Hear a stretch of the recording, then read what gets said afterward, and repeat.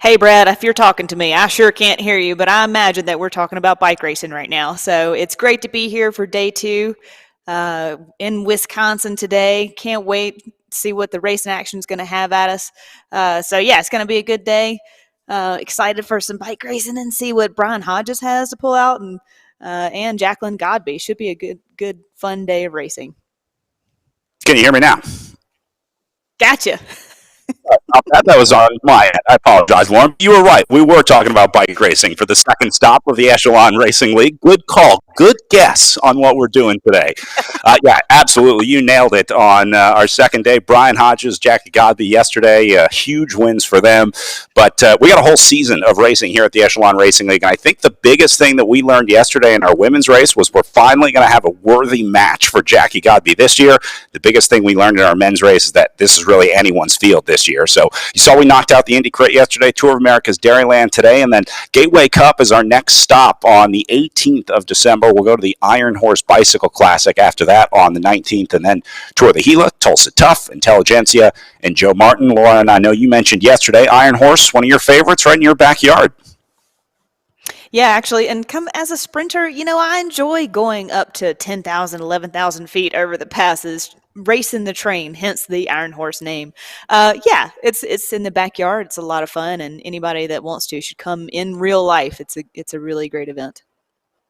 You can also participate virtually if you're not in the Pro League here in the Echelon Racing League. They also have the Community League every week, and we're going to be running a parallel schedule there. So if you want to do the Iron Horse Bicycle Classic Community Race, that one happens December 12th. It usually happens a week before the Pro Series. So this is our Amateur League schedule. Again, if you want to participate, you can find echelonracingleague.com, and you can sign up for any of the Amateur League events there. You don't have to do the entire series. You don't have to sign up for the full year. So it's always nice when you can kind of get a chance to ride the course that was later on in the week. Special trophy this year for the Echelon Racing League, the NFT trophy that everyone has been talking about, the non-fungible token that you can trade or sell or put in a JPEG and display on your desktop, whatever you want to do with your NFT. The Pro Women's and Pro Men's overall race winners, or series winners, I should say, will be getting these custom Echelon Racing League NFT jersey trophies. Pretty cool. I like them. I think it's cool. I'm excited to see Echelon Racing League kind of moving into the 21st century. I don't know about you, Lauren. Hey, I would take one of these in a heartbeat, and maybe this is the reason that we're seeing some really good racing so far. So yeah, hey, let's do it, NFT. Why not? Well, let's take a look at some of the riders competing for our NFT today as we get ready for our Pro Men's race first up today, followed by Pro Women, Paracycling, and Hand Cycling in our second slot of including Brian Hodges, another one today. Let's go back and take a look at how Hodges won on the Indy Crit yesterday, first stop of the Echelon Racing League. The start was very similar to what we saw last year. Big group of riders trying to get away. We saw a few attacks early on, but Lauren, they really had trouble getting any significant breakaways in the men's field. Yeah, it was many people trying to get off the front. Rebel gave it a go. Hodges even gave it a go a couple of times. But yeah, it just came down to a field sprint in the end. We did see Jaden Yeager trying to get away. We saw Bruce Bird go up to try to join him. Eventually, though, it would be Zach Nair of the Project Echelon team. Really, this was the big break of the day, if you want to call it that. It only got up to 10, maybe 15 seconds, and that was pretty much the biggest gap that we saw. But if Yeager and Nair couldn't do it, that means it's darn near impossible to get away on a day like this in the pro men's field. So that set up this field sprint. Gallop to the line, but Hodges buried right in the middle of this group. As they go around that final turn, he finds his way to the front, and Brian Hodges surges through the group to take the first win of the Echelon Racing League. Big win for Hodges as a XXX Racing rider. Comes in just ahead of Matt Usborne. Usborne almost got there for the Above and Beyond Cancer team, and then Ben Thomas also in the mix up there into fifth for Team Tour 2000. So Jan Deca slots in for third yesterday. Sam Morris in fourth. A lot of familiar names here from last year as well. Walter Clace in seventh was one of the draft pickups from our Echelon Racing League community draft, and then Will Harden also getting in there along with Mike Lister in 8th, and then William Zuge in for 10th place, rounding out the top 10. So, Lauren, I'm wondering if we see many of the same names today, and how similar today will be to yesterday. The course today just a little bit different from what we saw yesterday. 8 turns out there on day number 1 for the Indy Crit today.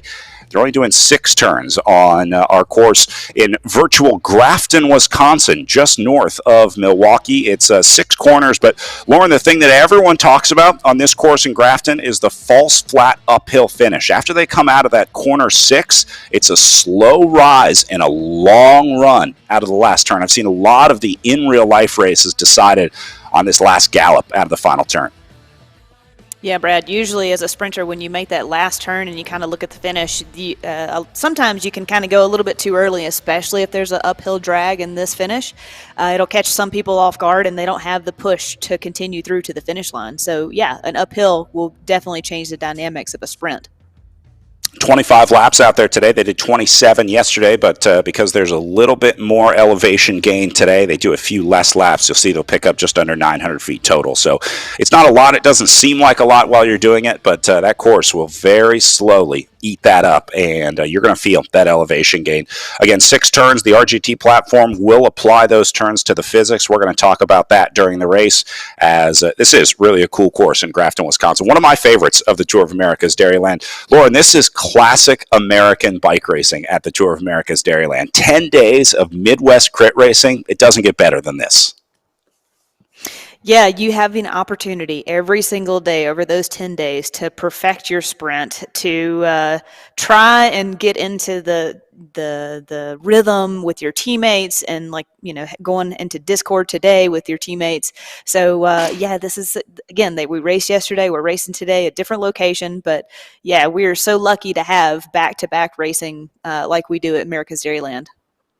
I want to bring in Echelon Racing League Director Eric Hill from the Project Echelon team, who's taken the week off from racing to finally watch one of his own races. Eric, how are you enjoying the view from the office chair instead of the saddle this week? Oh, it's been great, and it's just been fun to jump on Discord with the guys from a different perspective, a little bit more of a management perspective, and just listening to them suffer and not being a part of the suffering.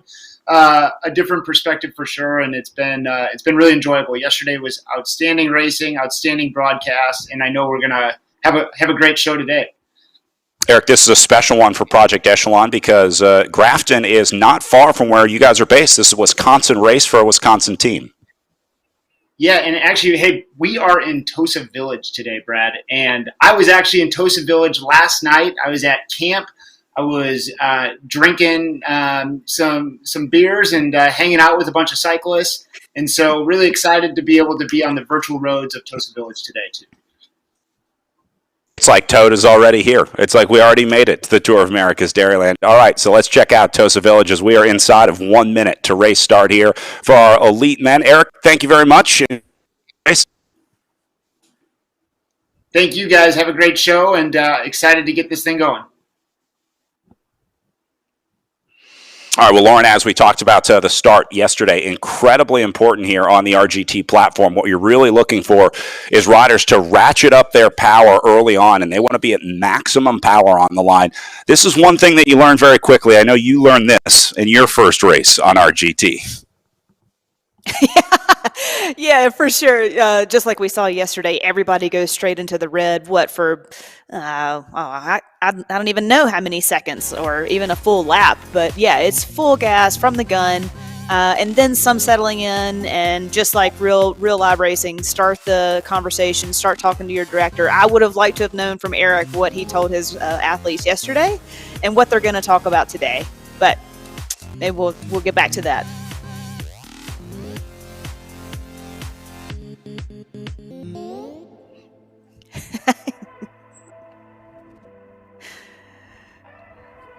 All right, this is going to be Payne Griffin on the front. Now, this is almost exactly the way that this went yesterday, with Griffin getting away early. He was one of our early attackers yesterday, and you can see he's staying in this red zone for a long time. Bold move here from Payne Griffin.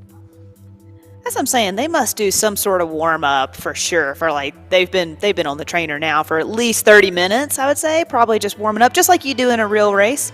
You go out and pedal around, make sure all your gears are working, make sure your legs are warmed up, your central nervous system is tapped and ready to go. So yeah, these guys have definitely been preparing for today, this morning, for sure.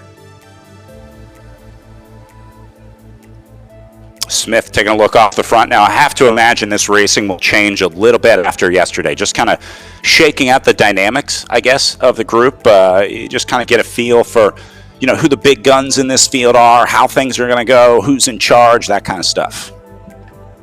And who's here today that may not have been present yesterday.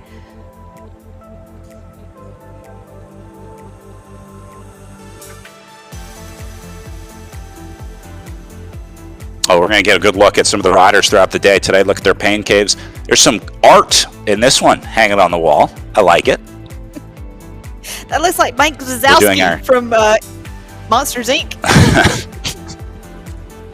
That's what I see. Jason Smith is the X-Speed United rider. No, I like it. It's interpretive art. It's whatever you see in it. I think, yeah, I see an eyeball. I see that. I like it. Well, Smith putting in an effort early here. You can see on the right-hand side of the screen the red ball above Smith's name indicating that he was in that heavy power zone. Kevin Bouchard-Hall, your race leader right now, sitting in the sort of mid-level orange zone, although he does keep it red to stay on the front. Hall, winner at the crits yesterday's course. So likes to race criteriums. He knows how to race on RGT, knows the platform well. So Bouchard-Hall might be one to watch today. Yeah, he just had a win, a couple of weeks ago, and a great celebration that he put up on Twitter that was a lot of fun. And I just really like that, people get super excited about this. It's just like real racing. A win is a win, no matter how it comes. Yeah. I guess it is real racing, Lauren. Come on. Yeah. Well, now I see Zach Nair highlighted up on the front. Nair was another guy who was really aggressive yesterday from that Project Echelon team. Yeah, just a nice, steady rider trying to get off the front, get a group, just like yesterday.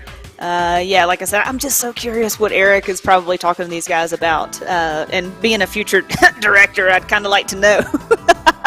Maybe we'll have you're a call going to be working with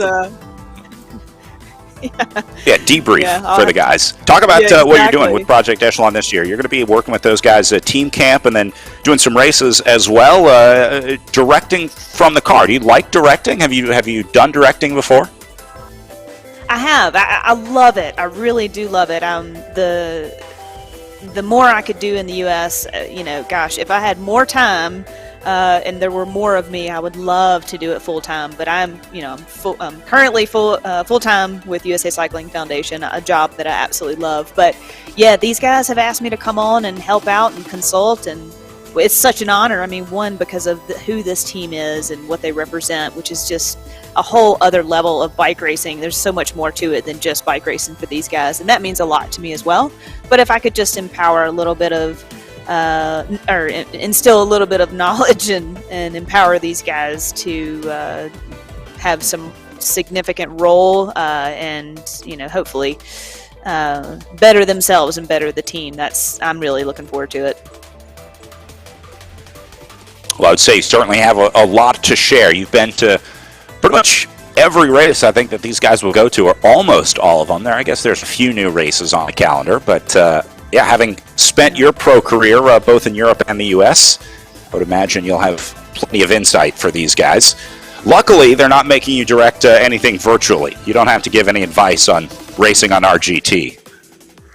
Hey, I think it's all practical and learning. Man, I say that I have learned up until the day I retired. I never want to pigeonhole or think I'm too good for any especially e-racing. I think this is just as a dynamic racing platform as real life, and hey, we all have something to learn at some point. And yeah, like I said, like we were talking about, I learned how to get dropped right off from the gun. So yeah, there's always potential.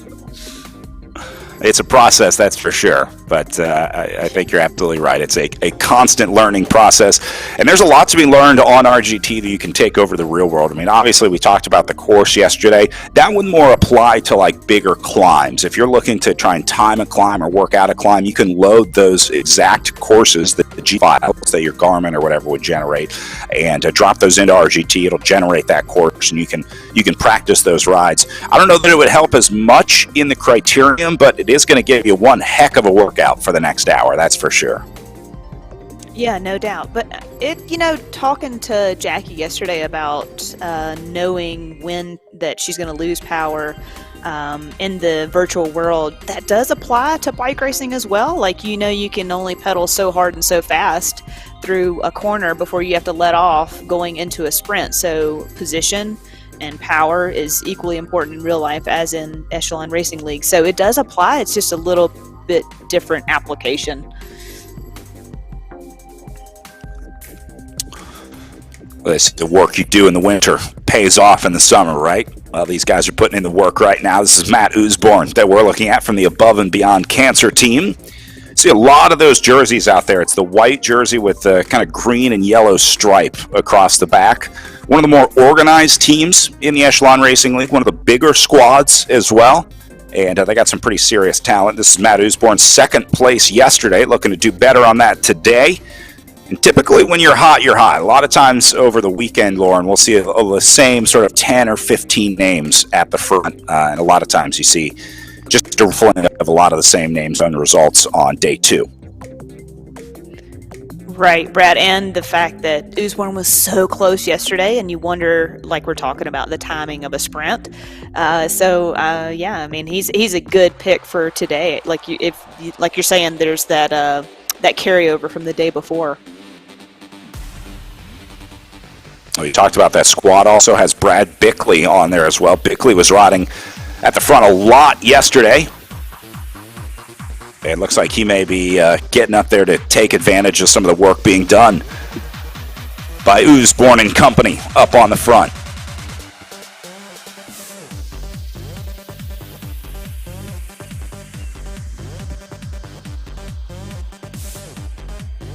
This one seems a lot calmer today than it was yesterday. Oh, yeah, we talked about the clothing choice of riders yesterday, but yeah, it just doesn't seem like we're seeing as many like early attacks out there today. That's a good point. Yeah, maybe the hill has a little bit of factor into today's effort, and get a couple of laps in and get a feel for how this course shakes out a little bit different than yesterday, since yesterday was essentially pancake flat. A different dynamic in the course today. Yeah, you can see the upper right-hand corner of the screen. That is a current elevation profile. It basically shows the next kilometer ahead and kilometer behind. So you can see that little bump on the profile. That's what we're talking about. And it starts going uphill, basically coming to the line, and then there's a little climb out of turn one as well before it starts dropping down there. So now you see on the descent,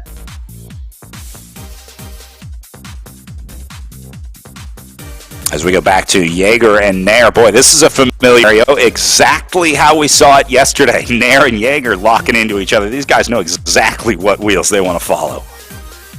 I was thinking the same thing, seeing Nair up there so far, the entire start of this race.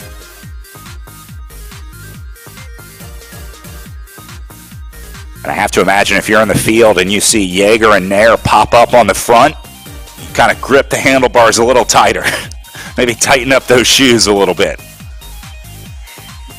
Turn those efforts into red. Move up. Right.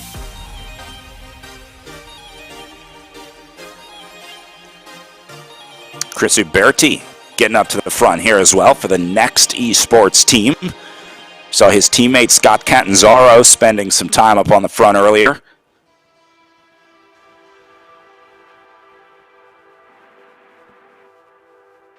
And here's Catanzaro right now. This is definitely a guy who wants to stay on the front, too. Scott Catanzaro had a plan coming into this one, and it involved staying near the front. He's really putting in an effort to get there. You don't accidentally ride on the front like this. I mean, this is a concerted effort. He knows where he wants to be, and he's putting in the work to keep himself there. I don't know if that's going to pay off later today, but he's certainly making it work right now. Yeah, it seems the start of this race is a bit more shuffled towards the front. There's, I don't know, it's just quite the mix-up, and people are moving up and a little bit more nervous, I would say, almost. Brian Hodges, yesterday's winner, hanging back a little bit. But then you see him go into the red zone and get out of the saddle, try to close it down. Again, we're looking at the power zone beneath the rider's name. If you see the little name hovering above their virtual character, it has a color bar below it. That corresponds with different power zones. It's much like a traffic light. Green is easy, red is hard, and there's some orange shades in the middle.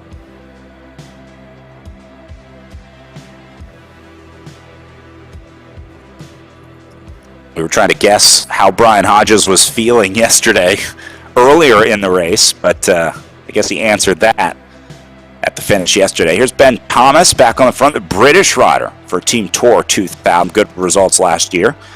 Thomas, a former pro mountain biker, trying the virtual skinny tires. And why not? Because training is training, no matter what tires, what terrain you're on. It's all power and weight and effort. And look at this, Usborne and Simons getting away here on the front, the upper left corner of your picture here. Got themselves a little bit of daylight here, and this is absolutely a setup here. Jaeger's going to go with them. He's like, come on, guys. You want to go? Let's go. So he wants to take Usborne and Simons with him. Yeah, and look, Nair is there as well. Fourth.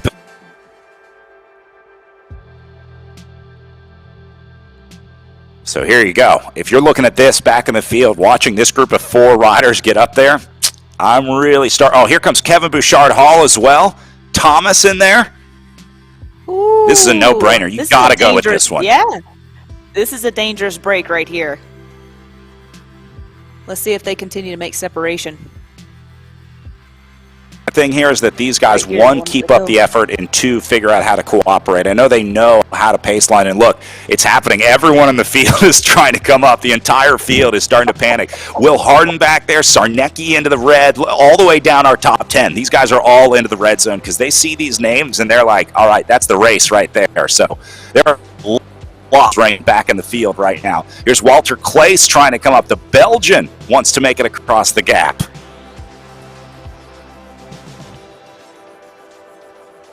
He's going to get right into the draft to Thomas.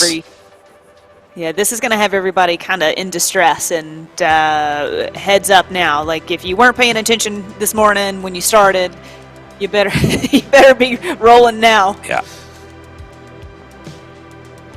And it's really important for those first 5 guys to stay on it. Stay on the gas here.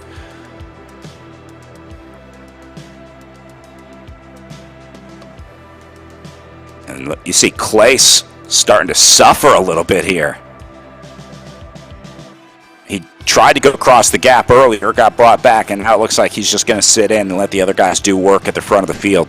Gap holding. They are really not letting these guys get away. The gap is only 40 meters, maybe 50, depending on who you're checking on. Kevin Bouchard Hall leading the way right now. Beautiful pace line being set by these guys. These are the 4 riders to watch today, and they're going to try and keep this tempo as high as they can, at least for the next 2 minutes. You got to get this gap over to like 200 meters above, and then you can start calming down a little bit. Field on the right-hand side of the screen really starting to string out, Lauren. This tells me that they're trying to chase. They just can't do it. You're exactly right, Brad. Like, the guys at the front are going to keep the pressure on. I would imagine they're still going to stay in the red on and off. The guys chasing, there's going to be 1s and 2s now, and if they don't have a concerted effort, you'll see it kind of bunch together, and then you kind of you have that sense of, they're not going to give up, but they need to have this conversation, but it's virtual. You can't really do that. So, yeah, you'll probably see them strung out, and you'll see the 1s and 2s trying to say, hey, come on, let's bring this back. But these guys at the front, Kevin Bouchard-Hall and Zach Nair, they're going to keep pushing on it for a bit until, like you said, there's a significant separation.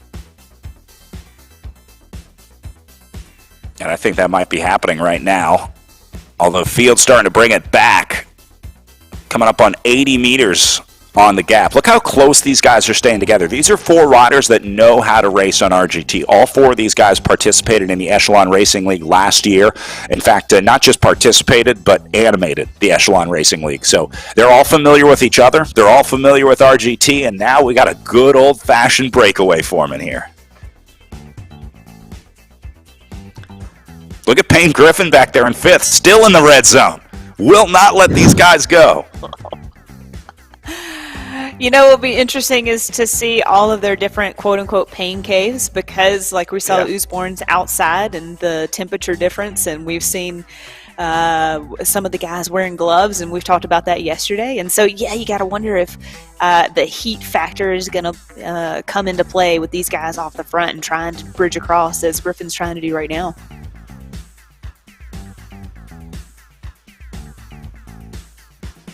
Catanzaro is going to try and go as well. Next, missed the breakaway. They don't have a guy up there, and so I think that's why Catanzaro and Griffin are working so hard up here. They are going to get up there to those guys. Yeah, but those guys have definitely obliterated this peloton for the most part. Yeah. There'll probably be a reset. This is a great start to this race. Yeah, so this is more about, I guess, what's happening at the back of the race than what's happening at the front. These 4 guys are spitting more riders out. Yeah, look how small this group is now. 60-plus riders on the start list. And I'm going to say that's down to about 35 in that group right now. So a lot of guys had their Sunday morning ruined pretty early here by Kevin Bouchard-Hall. Yeah, you're exactly right. I was thinking the same thing. It's like, well, what a Sunday morning this is. You're telling me I woke up at 7 a.m. for this? Hey, you might as well just turn off the computer now and turn on the TV and watch some football. All right, so Yeager, Nair, Usborne, and Bouchard-Hall are your 4 riders. They almost got brought back just a little bit ago by this hard-charging field behind it, but they are just dangling right off the front. Charlie Revel going to try and come up as well. Safazada also in the mix. Had a good ride yesterday for draft racing. He's there with his teammate Bruce Bird in 7th position. So this may see some contact being made, and then I'm going to guess there's another split that happens. They pull on the elastic again once these guys get up there. Once Bird, Safanzada, Catanzaro, Thomas, Revel, all those guys get up here, they're going to go again. They're going to hit it again. So there will be another selection being made, and I think this might be Catanzaro trying to do it right now for next Esports. Come over the top of the breakaway, catch them, and then attack the break. I love it. Yeah, keep going, especially when you come up to this hill after you round this corner again. You just kind of got to keep going. It hurts. It hurts real bad. Those guys were off the front for so long, and will they be able to just sit on that wheel and try and follow this next attack? Probably not.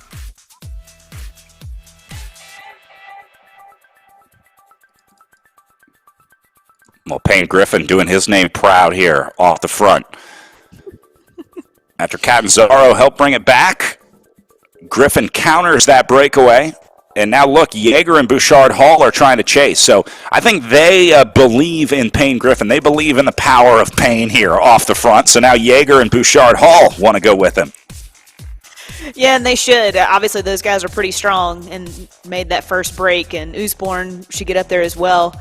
I think the only reason that break came back was because of Griffin and those guys bringing that back. So if these guys get up the road, this may be all she wrote for the race, for the rest of the race.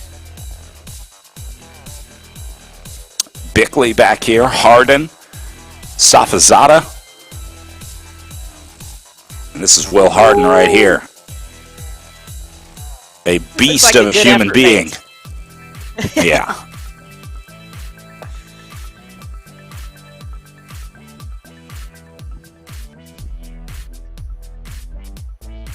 All right, so little reset here. Bickley going to try and roll off the front a little bit. That'll allow these guys to get back in the mix. So the Usborne, Nair, Yeager breakaway looks like has been shut down, but they certainly forced a selection. Let's go ahead and call that 30 riders back there in the group. You can see on the upper right-hand corner of the screen all those little white sort of droplets along the course. Those are the various riders along the route. So you can see how much this one has spread out. The riders that we're watching are always going to be in the middle of that profile. So you can see that this one has, blown up pretty badly early on here. Yeah, I'm kind of surprised it's come back, but it's, I guess, it's still early enough in the race. Have a reset.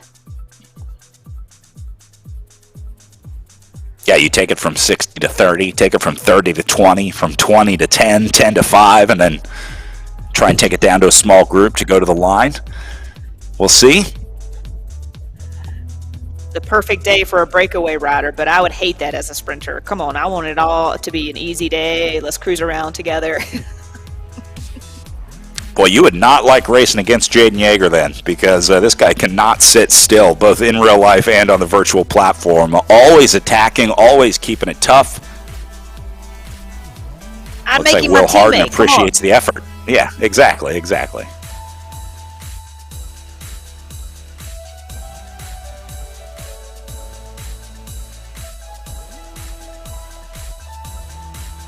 So I think these are lapped riders tacking on to the back of Harden here. Yeah, because that's going to be Bickley into second position. So those riders in the black jerseys are just getting picked up by Harden, your race leader.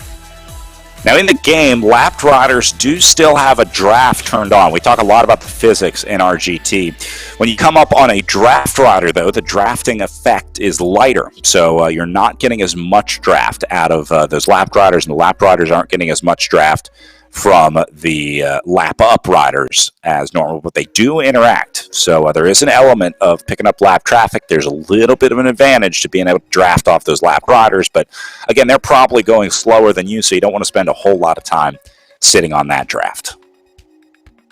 Yeah, these guys on the front will kind of just go straight through them, and the lap riders are just going to try and hang on for a little bit longer, as much as they can, kind of get a free lap. But yeah, these guys are going to roll right through the lap riders, just like in real life, as it should be. All right. Yeah, exactly. So this looks like a little bit of a general reset here in the group to me. I'm seeing a lot of blues and greens on the power numbers here. And so that tells me that they're taking it relatively easy. Davenport spending some time on the front. And Travis Samuel says this is too easy. So he's going to go on the attack. Samuel was also picked up by this Above and Beyond Cancer team in the draft earlier this year from the Community Combine. We know Travis from racing on the road spent a lot of time as, at some of the biggest UCI road races around North America. Racing China, too. Travis used to always go over with the H&R Block team on the road. So I saw them racing quite a bit over in Asia. Nice. Yeah, he's definitely putting the pressure on, getting a little bit of separation. You see everybody kind of going into the red to say, "Oh, I guess we gotta go." Woohoo! As Samuel hitting them with the old 1-2 here for Above and Beyond Cancer. Remember, it was Usborne going earlier, and now it looks like they've turned it over to Samuel here. He's going to bring Kevin Bouchard-Hall with him. You see Samuel picking up his phone. I imagine he's probably talking to his teammate of if this is good or I'm feeling good or not. or sending an emoji. He's got Kevin Bouchard-Hall with him. This is a good setup. I think they need more than two guys, though. And again, it's really, really tough to get away on these criterium courses. Just the cornering, the fact that they can sort of see the riders up ahead for so long. It's really tough to get away on RGT on these criterium style courses. So if we see a split go today in this men's field, I'll be pretty surprised. Now, yesterday we saw a split in the women's field because, those two riders in the breakaway are just riding on another level out there. So it wasn't surprising to see riders like Jackie Godby getting away. But I think this is a pretty evenly matched field. Yeah. Yeah, I guess looking at history or historical racing for RGT, yesterday was aggressive, right? There were people that tried, the guys that tried over and over and over, just about the entire race to get away, and there were some that would kind of stick a little bit, but then nothing really was able to stay out for a significant amount of time. So yeah, we're kind of seeing the similar racing as yesterday. Hayden Warner is not seeing the same racing as yesterday. He's got the stunner shades on here. Everything looks a lot more colorful today than it did yesterday for Hayden Warner. It's the blue blockers. He's protecting his eyes from the screen time. This guy looks like Terminator. Hey, you got to be sponsor correct. That's right. Yeah, we saw Catanzaro yesterday with his gooder sunglasses on. Hamming it up for the camera, too. Great. I love it. This Above and Beyond Cancer team definitely has a fun element to the squad as well. I'm not sure if that's in the official team handbook, but I think Oosborn runs a pretty fun ship over there at the Above Cancer team. As you should. This bike racing. Bike racing is supposed to be fun. Come on. Yeah, you gotta, it's all about the culture. I mean, yeah, you can take it serious, and you need to take it serious when you're a professional, and this is what you get paid to do, and you're representing a company, but yeah, come on, you gotta ham it up a little bit, give us some love. We gotta see, a little crack in your armor every once in a while. Catanzaro about to make it across the gap here. He just left the field. He has been in the red zone for the better part of 45 seconds now, and I think he's going to get up there and join Travis Samuel and Kevin Bouchard-Hall here. Great move from Catanzaro. That's really tough to go across the gap, but he just made it. It was only 40 meters, but now's the time, right? If you think this one's going, you think that's getting bigger, you might as well go now when the gap is 40 meters rather than when it gets up to 400. So now we'll see if Catanzaro spends some time recovering, sits on, and then maybe tries to contribute, lift the tempo here with these two guys on the front. It's like you've watched bike racing before, Brad. That's exactly how it should play out. He should probably catch his breath, and yeah, like you said, you had to be represented up there with your team or as an individual, and you hope that now it's going to stay away. Will's on call. And now everyone's sending guys up the road. Yep, going to be Will Harden next to go for Project Echelon, so that'll put Restart, Above and Beyond, Next, and Project Echelon, the four teams in the break. And then sure enough, look who's behind him, Ben Thomas, Team Tour 2000, trying to get represented up the road in the break. Here's Harden. Nice gap behind these guys. Yeah, this is starting to grow a bit, hey? You can see the distance on the name list on the left side of the gameplay screen. It shows the distance to the riders in front, the rider and the rider that we're watching. We're following Harden on that screen right now, which means we're going to be showing the distance to and from Harden. So it looks like about 60 meters back to the chasers. Hodges, Bickley, Hoagman, those guys trying to get up there. This front group not working real well together all of a sudden. It seemed like earlier those four guys were really cooperating well, but it seems to be taking these four a little longer to get on the same page. Yeah, I wonder why that is. If it's what's the hand gesture I just saw thrown out right there by Kevin Bouchard-Hall? What is that's new to me. Yeah, so you can do that in RGT. It's just an acknowledgement basically, but you can also use to say whatever you would want. Bouchard-Hall is trying to say, hey, let's work together. What are we doing here? We got a much better chance of support together. Yeah, or let's be a little bit more consistent on our pull-throughs, please. Right.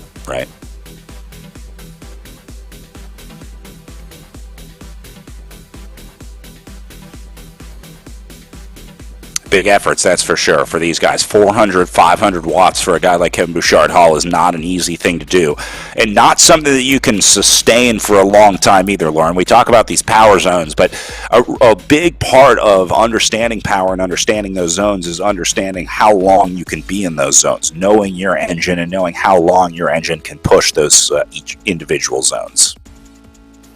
For those that don't race bicycles, a good way to gauge that red zone, put on a 20-pound pack and go sprint up a hill as hard as you can, and that's essentially the red zone, and then try and continue to run and recover, and then just continue to do it over and over, and just see how long you can do it. And yeah, when these guys are doing it for a couple of minutes or for 30 seconds or 45 seconds, all of a sudden, when you're running up the hill with that 20-pound pack and you get maybe 5 seconds in, you're like, whoo, this is not easy. Yeah, if you've ever done a VO2 max test, you understand just how deep these guys can go and how deep you have to go. That's like a vomit test. It makes my stomach turn as you say those words. VO2 max test. Whoa. Here's Oliver Dowd from Restart Racing.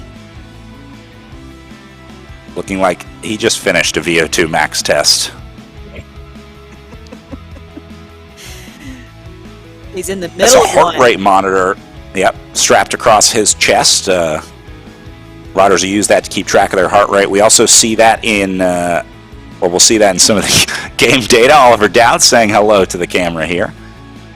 And he's just relaxing. Perfect. He's got this right where he wants it.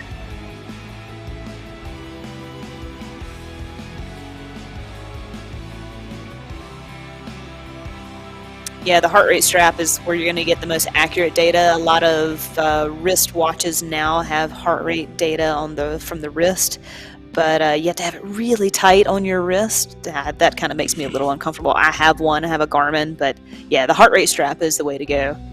And then you have to have that data for this racing league, so everybody's wearing one. Yeah, you can see the data here in the upper left-hand corner. We measure both the power, the cadence, and the heart rate of the riders so that we can just make sure that all these performances are believable. Make sure that all those things line up in a realistic way. These guys do have a verification process every week. There's a weigh-in. You have to make sure that your weight is correct and accurate because that plays into the physics of the game. We talked about the power-to-weight ratio yesterday, where the more power the more you weigh, the more power you need to create to move at a given speed. So they have to submit a video showing their weigh-in process, and it has to be shot in a way that it couldn't be edited or doctored up or anything like that, deep faked, if you really want to get serious with the Echelon Racing League. But they have to submit that to make sure that the weights are accurate. I laugh, but yeah, you're right, and I think that's such a even and fair playing field, and so important. If you look at the race Bible and the specifications that these athletes have to follow to be verified is the name of the game. You have to have it.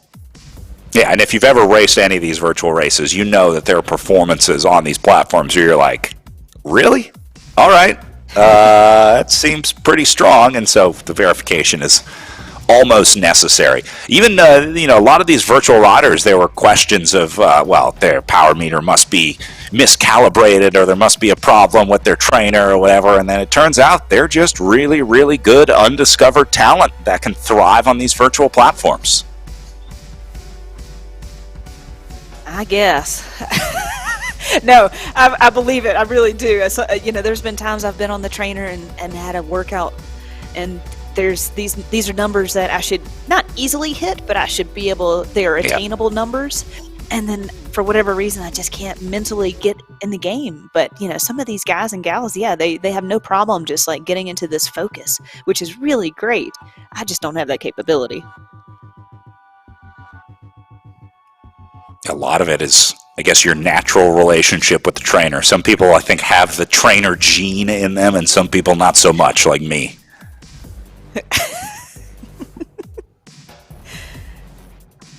I've tried everything. Movies, old races, Zooms, phone calls, music. But I will say that the racing platforms do help, and a social element too. Being able to get on there with someone you know and ride around together, I guess, helps a little bit. A ton. It helps a ton. Quite the diminished peloton right now. Yeah. I think that hill is taken out a little bit more than you might think. We were looking at somebody just earlier, and just as they crested the hill, you could see he had a moment to sit up and take a breather. It's like, it's starting to really weigh on him.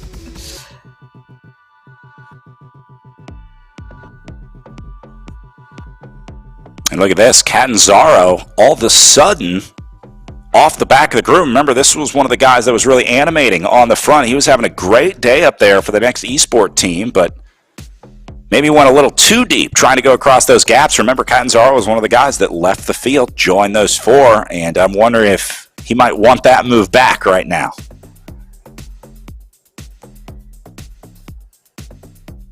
Oh, man, a lot of riders getting dropped here. Charlie Revel, another strong rider in this field. It Gonsalves must be a tough day. in this group, yeah. And then also having the legs loaded a bit from yesterday's effort. It's just as the start of the season. Everything's new, so this is a new stimulus to your body. So, yeah, you may see a couple people off the back that we weren't really expecting just due to yesterday's efforts. And now, this morning's early efforts. The other thing about RGT, once you're out of that draft, I mean, once you lose that the pacing in front of you or that speed of the main group, it's almost impossible to get back in. So even if you have like a power dropout for 5 or 10 seconds, your trainer becomes disconnected or you lose Wi-Fi or whatever, when you come back, you could be only, it could have only been 5 seconds, but that might be too much to overcome. So not sure if it was a mechanical or what happened to these guys out there today, but there are some big names. Jan Deca, he was in the top 10 yesterday. Mike Lister was there as well. Also missed the move. Or just days done. Yeah. They were on that could early be as well. Yep.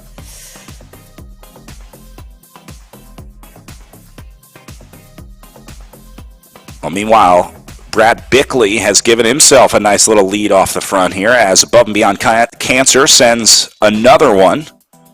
Without a doubt, the most aggressive team out there today, that's for sure. Looks like Kevin's putting in a digger trying to get across now to him. And I think Bouchard Hall will probably get there.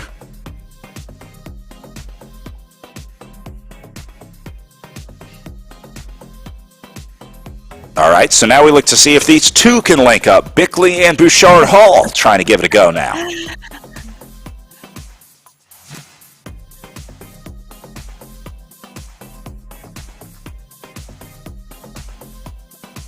Nice gap, 70 meters up the road.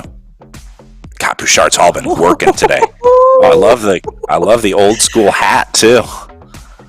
Yeah, head down, man. You know he's giving her. Oh, I like.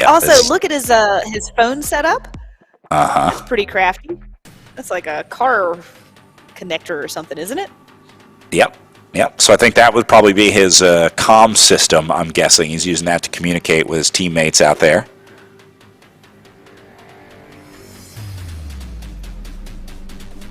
And yeah, now Bouchard Hall is just going to try and keep this power as high as he can. This is what he tried to do earlier. Bickley's going to try and go with him, but you can see pushing about, let's say, 550 average power here. It's about 6 watts per kilo for Kevin Bouchard Hall. That is high on the range of power. And when we talk about watts per kilo, that's up there, Lauren. Yeah, it is. You see it's worked. They've got a little bit, the biggest gap that we've kind of seen all day, I would say. Yep. Now down to the last 10 kilometers of racing, and Kevin's going to push on here and try and get Bickley to commit as well. Here's Chris Uberti up next, the next esports team. That was the team of Catanzaro. Now, Uberti is also a rider that could have gone across those gaps, but obviously decided not to. So I think you might be right about what Next was doing with Catanzaro, because they still have a lot of strong riders in this main group that we're looking at right now, including Uberti. So I'm wondering if Uberti might be their guy today, the guy that kept the powder dry for Next Esports. Yeah, and you see Jaeger's just going to be up there to kind of cover and kill or go across with anything next, because he's such a big guy. This downhill is definitely playing to his advantage, and he'll kind of waterfall as he comes back around to that uphill and fade a bit, I imagine. But yeah.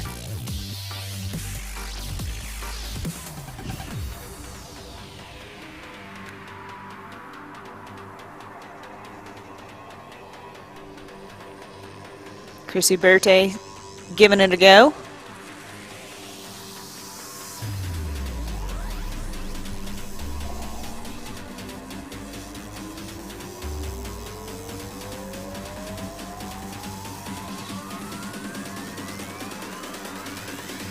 Well, now Uberti dropping everyone behind him. There is Brian Hodges coming into the picture now, yesterday's winner, but at the very back of the group. He's still 70 meters back to Bouchard Hall and Bickley. Those just lap riders that he was working through. Uberti all in on this one. Zach Nair is going to join him, and Usborne is going to get there as well. Again, same names that we're seeing back up at the front here as the strongman surface once again at the front of the field here.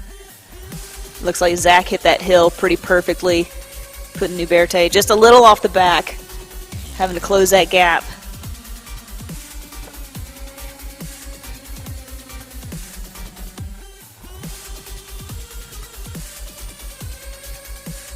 And now Will Hard wants to get in. I'm not sure. I'm not sure if those two guys want these guys to join or not. At this point, 8.8 kilometers to go. I'm not sure if they would want to have another 5, 6. Well, this is going to be more than 6 riders coming up to join them. So at this point, I think this group is too big. If you're those 2 leaders, you do not want this many guys coming up. 4, 5, maybe, but this is way too big. Yeah, unless it's your teammate. But yeah, this is, yeah.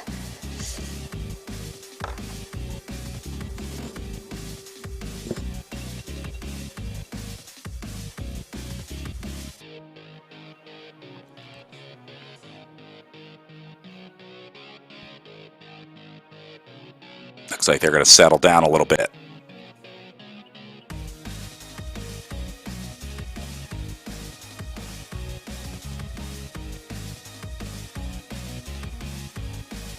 Beast Mode presented by Rose, a new team to the Echelon Racing League this year.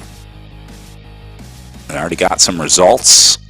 I have a feeling we're going to see more of them in the white jerseys here, black shorts. And it's all up the road.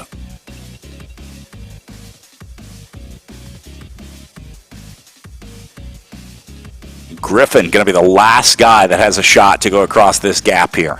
And it's the same distance ahead of him as it is behind him. 50 meters up to the leaders, 50 meters back to the field. He is dead in the center of these two groups. As we like to call no man's land. Yeah. But Griffin, the watts these guys are doing back in the field. 8, 10, 12 watts. Oh my God.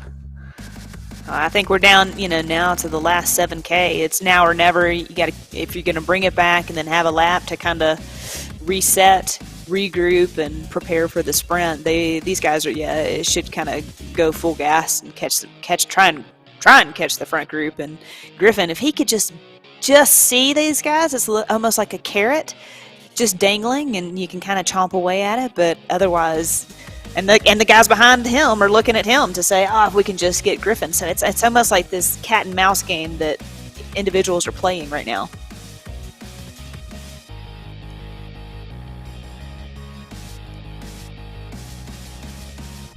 You can see the long road ahead for Griffin. You can just see the 2 leaders up ahead. I don't think he's going to make it, though.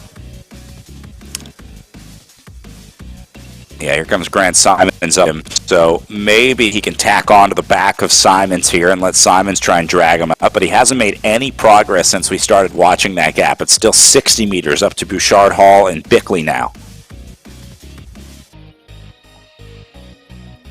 Now Nair going to try and pull him up. Oh, got to stay on the wheel.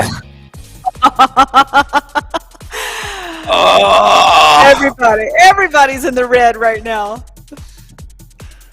Griffin trying to get there. Nair trying to get there. I think Zach Nair can probably go across here. He's bringing this gap back pretty rapidly, so he will get up into the group. Lister lap rider that he goes by. And right now, Nair gets into the draft. So you see the upper left corner. It says saving 30, 40, 20-ish watts in there. That's what I was talking about earlier, showing you the distance that you have to try and get up there to try and close that gap to maximize your drafting. So Nair is definitely watching that. You can see the significant saving. You get up to like 250, 260 watts of energy saving if you can get into that perfect draft. And that's exactly where Zach Nair is right now. Oh, look at that face. Yeah, Zach has definitely been giving it. This is great. Come on, Zach. You got this. This is good. Oh, no. Good thing he's got the sweatband going.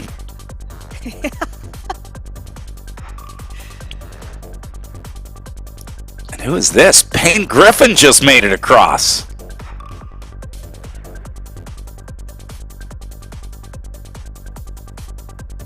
Griffin came on a little too strong. Had to let off a little bit. Get back into the group.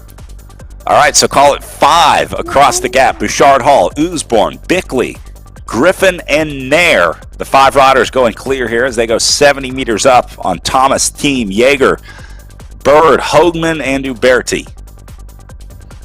Yeah, Brad, this is almost the same make. Yeah. There's only 5K left, and the guys chasing, the peloton chasing, knows this, and it's like, if we don't catch them now, this is game over for us. And so Kevin Bouchard Hall and Griffin, those guys got to keep the pressure on right now. Chase starting to lift behind him. Gap was 70. It's down to 60. Some guys going inside 50. Bruce Bird trying to make it across now for Draft Racing. Now, Bird is a guy that can probably do this, a Masters World Champion, believe it or not, in the red jersey of Draft Racing, trying to make his way across in 6th position now. He wants to get up into this group of 5.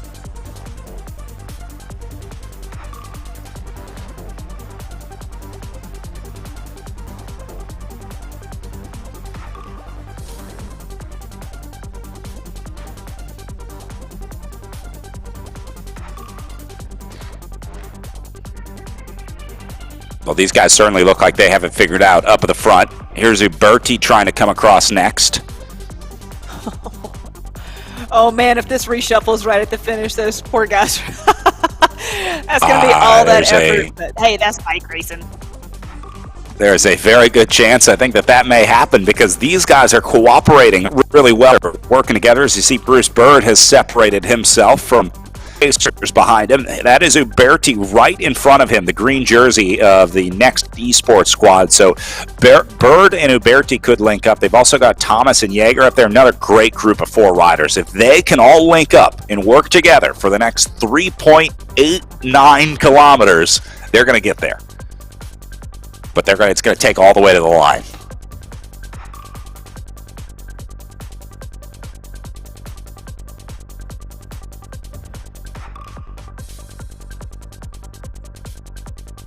Coming up on 3.5K to go as Usborne continues to set tempo on the front. Now, he's got Brad Bickley up there with him, the only team with 2 riders in this breakaway, the Above and Beyond Cancer team, and well-deserved, too. Let's not forget that these guys were really the early animators of this race. Usborne was particularly strong in trying to get a split going. Exactly, and knowing that Usborne was so close yesterday, I imagine his teammate may work for him today.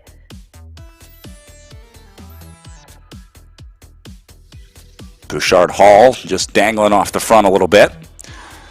Meanwhile, Chase going nowhere behind these guys. Bird, Thomas, Uberti, Yeager, they're over 100 meters now, so they're not going to catch these guys. At 3 kilometers to go, I do not see them coming back, especially with Usborne staying on the gas here in the red zone, out of the saddle. Big effort here from the Canadian.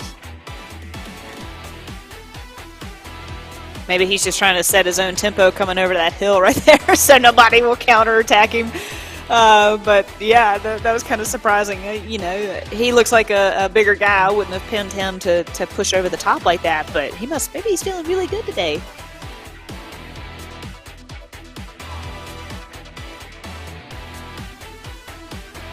Certainly keeping these guys on their toes. And now a little general recovery. We'll see if anyone wants to attack out of this group. Everybody is down into the blue and green power zones right now. So there is a group agreement that they're going to chill right now. But let's see who the first one to break the truce is.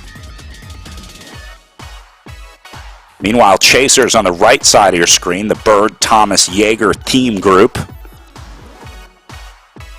Staying at it. They're still all together, but still 100 meters back. Sorry, Brad. The other interesting thing I was going to say is that if you look over in the top right-hand corner at 54, 55K an hour, you know, that's hauling on this downhill. So, yeah, you'd imagine you'd probably see a little bit of the blues and greens on the downhill, especially after that big push up and over the climb.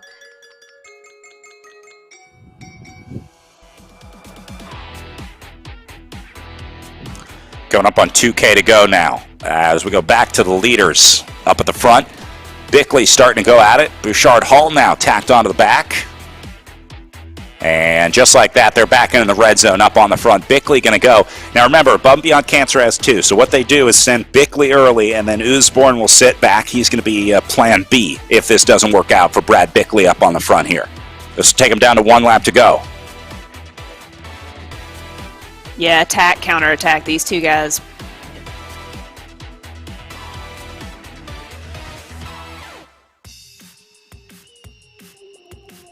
Someone like Zach's probably going to have to go early.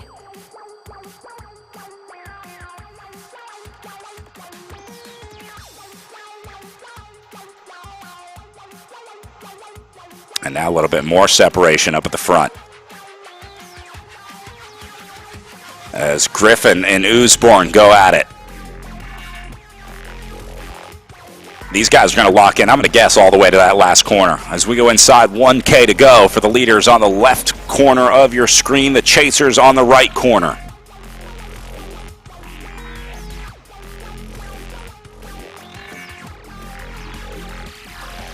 Who knows how to play Bickley. the game best? Yep, absolutely. Just like any sprint, there's an element of timing, an element of sort of playing poker a little bit. You got to make sure that you don't telegraph your strategy too much. But yeah, everybody's looking around right now. Lauren, I know you've been in these scenarios that run into the finish where it's like, all right, we're going to stay away. And now we just have to sort out the sprint into the last corner here with 600 meters to go to the line. Bickley still leading. Bouchard Hall gets up there. Here comes Payne Griffin trying to surge. They got the finish line in sight. Bickley going to stay into the red zone. Here comes Usborne with a late surge. He'll get up there. Usborne is going to get there as well. Bickley going to hold on. They still got 400 meters to go. A lot of racing remaining. Payne Griffin goes now up the left side for next Esports. Griffin's got a nice gap in 300 meters, but did he go too early? Here comes Bickley. Bouchard Hall. Nair still in the mix as well, but needs to get up there. Usborne surging now. He was second yesterday. He's trying to get it right today. He's got 150 meters to do it. As now Usborne moves into the lead. Bickley into second, and then Bouchard Hall going to move into the third. It's going to be a photo finish on the line between Bickley and Bouchard Hall, but Kevin Bouchard Hall gets it done again. Another win for Restart Racing as Kevin Bouchard Hall comes through at the last second to beat Brad Bickley to the line. Holy cow, Brad! Oh my gosh, just like we saw a couple weeks ago, Kevin Bouchard Hall is probably ecstatic right now. And just like you said, in real life, like, you've seen so many people go too early in the sprint because of that uphill drag. Like, what a finish! That was so exciting. Huge ride for Kevin Bouchard Hall and an exciting finish to the line there as well. Man, all the way through, every single sprint so far in the Echelon Racing League this year has been close. We have had 3 really good ones, and now we get ready for the Pro Women coming up. That's going to be another good one with these battles, but how about Kevin Bouchard Hall today, man? It doesn't get much better than that. How many times did they try to get that split going during the day, and then it wasn't until the last, 8 kilometers that they finally got away? The effort that Kevin put in all late race, to make the gap, to establish the gap, and then really we didn't see him in the sprint finish until right there at the very end. We saw Griffin go early, and then we saw Usborne almost have that second comeback, and you're like, oh, he's got it. And then all of a sudden, Bouchard Hall just knew exactly how to time that sprint. It was perfect.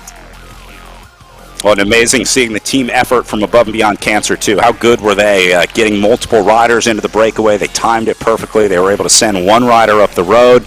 They really couldn't have asked for a better setup than what they had with Above and Beyond Cancer. Agreed, yeah. I mean, that's the name of the game, is to stack the break and have as many athletes as you can up there. And they had the numbers, but just couldn't bring home the win. Well, they're going to have plenty more shots this year in the Echelon Racing League, so it's not over yet. Don't worry, guys. You'll have plenty more opportunities to try and defend against Kevin Bouchard Hall here. But, man, what a ride. Let's take a look at how things played out there for our top 10. We know Kevin Bouchard Hall got the win, but it was the Above and Beyond Cancer team, I think, that was maybe the question mark. The 1st through 5th results in there were so close on that run-in to the line. So, Yeah, really, really close run.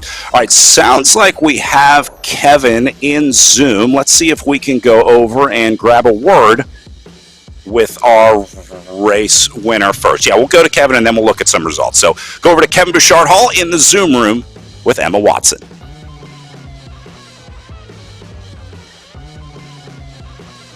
And Kevin's not ready yet. He's giving us the thumbs down in Zoom. So we'll try and get him on as we take a look at our results for the day here.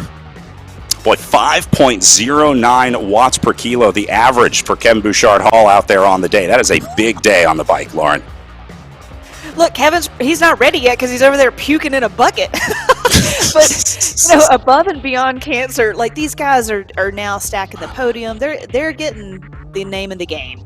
As the racing season continues, we're going to see a whole lot more of these guys, and they figured out how to stack the brake.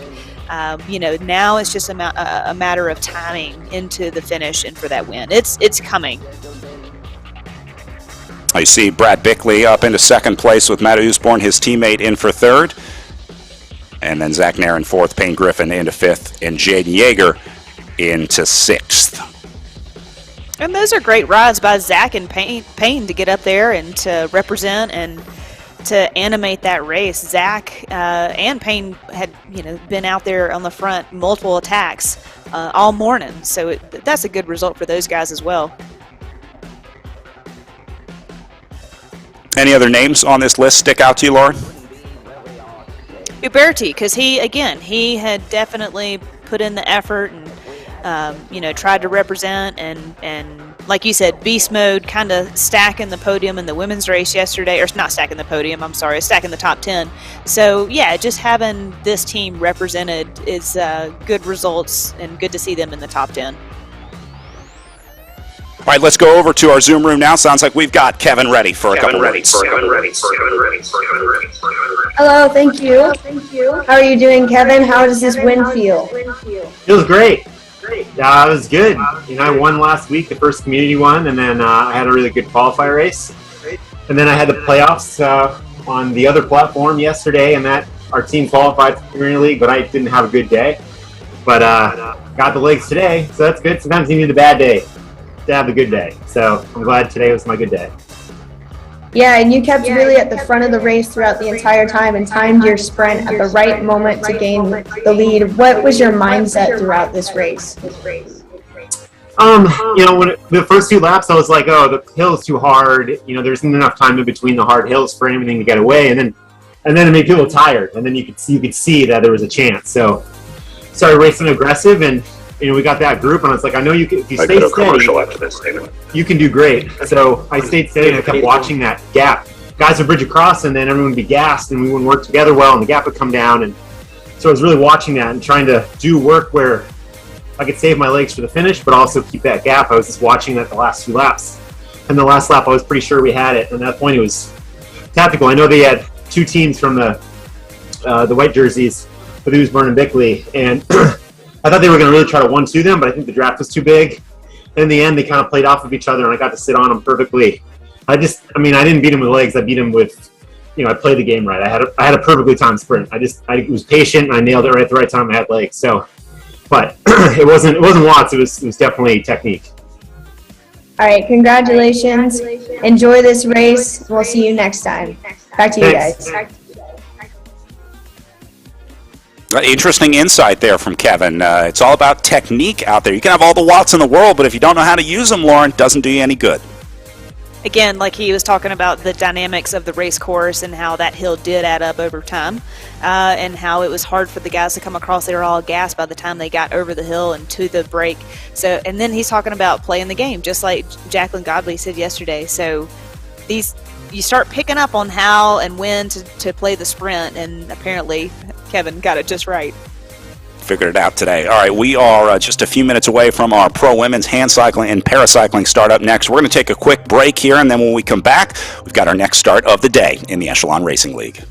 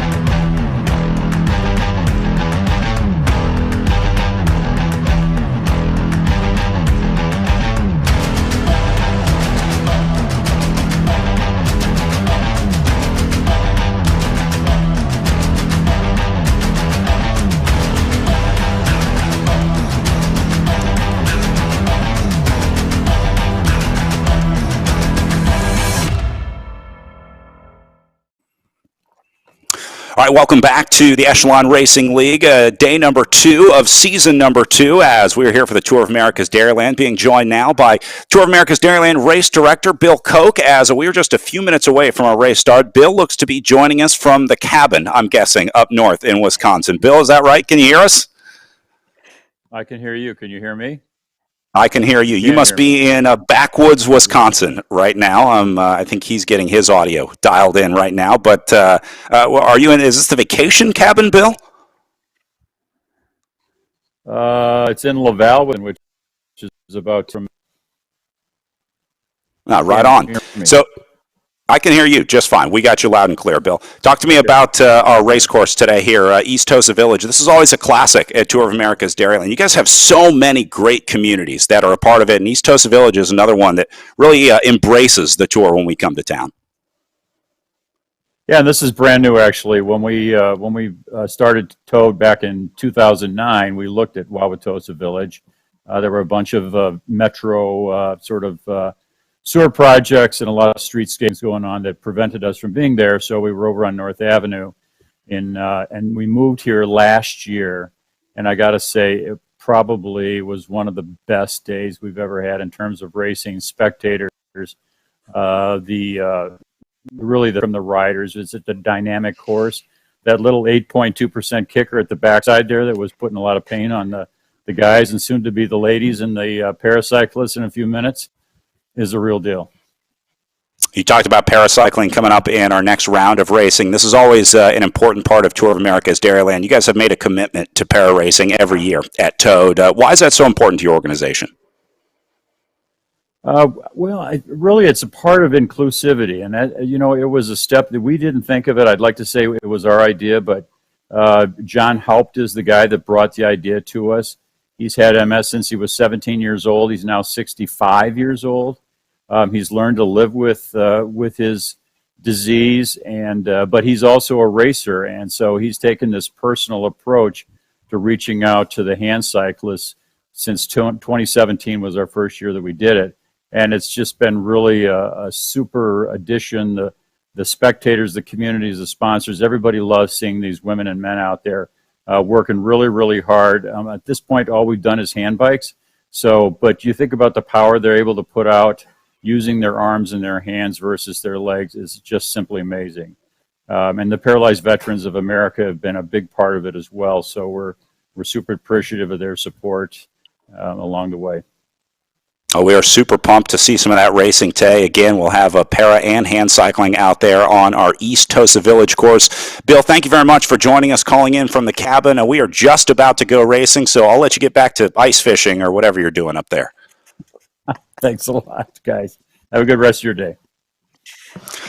All right, we have just rolled off the starting line here as our pro women up at the top of the screen. Then you see some of our para racing down at the bottom. We're going to be checking in with both of those races throughout the day. But here we go, Lauren. Very similar scenario up on the front. Scaloo going to be the early aggressor here. And sure enough, Jackie Godby goes with her.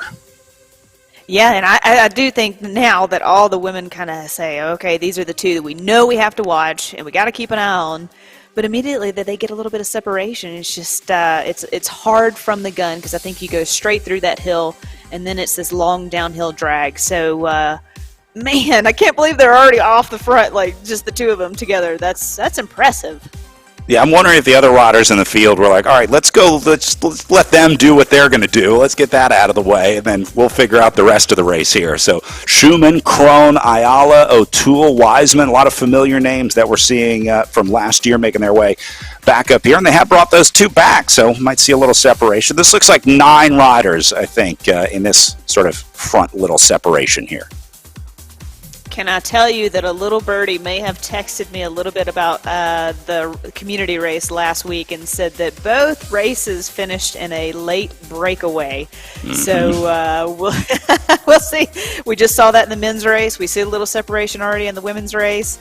Yeah, I wonder if you'll see that today in the women's race, if it'll all be together or if it'll be off the front with the Godby and Shalal from the beginning. But I don't know. We'll see.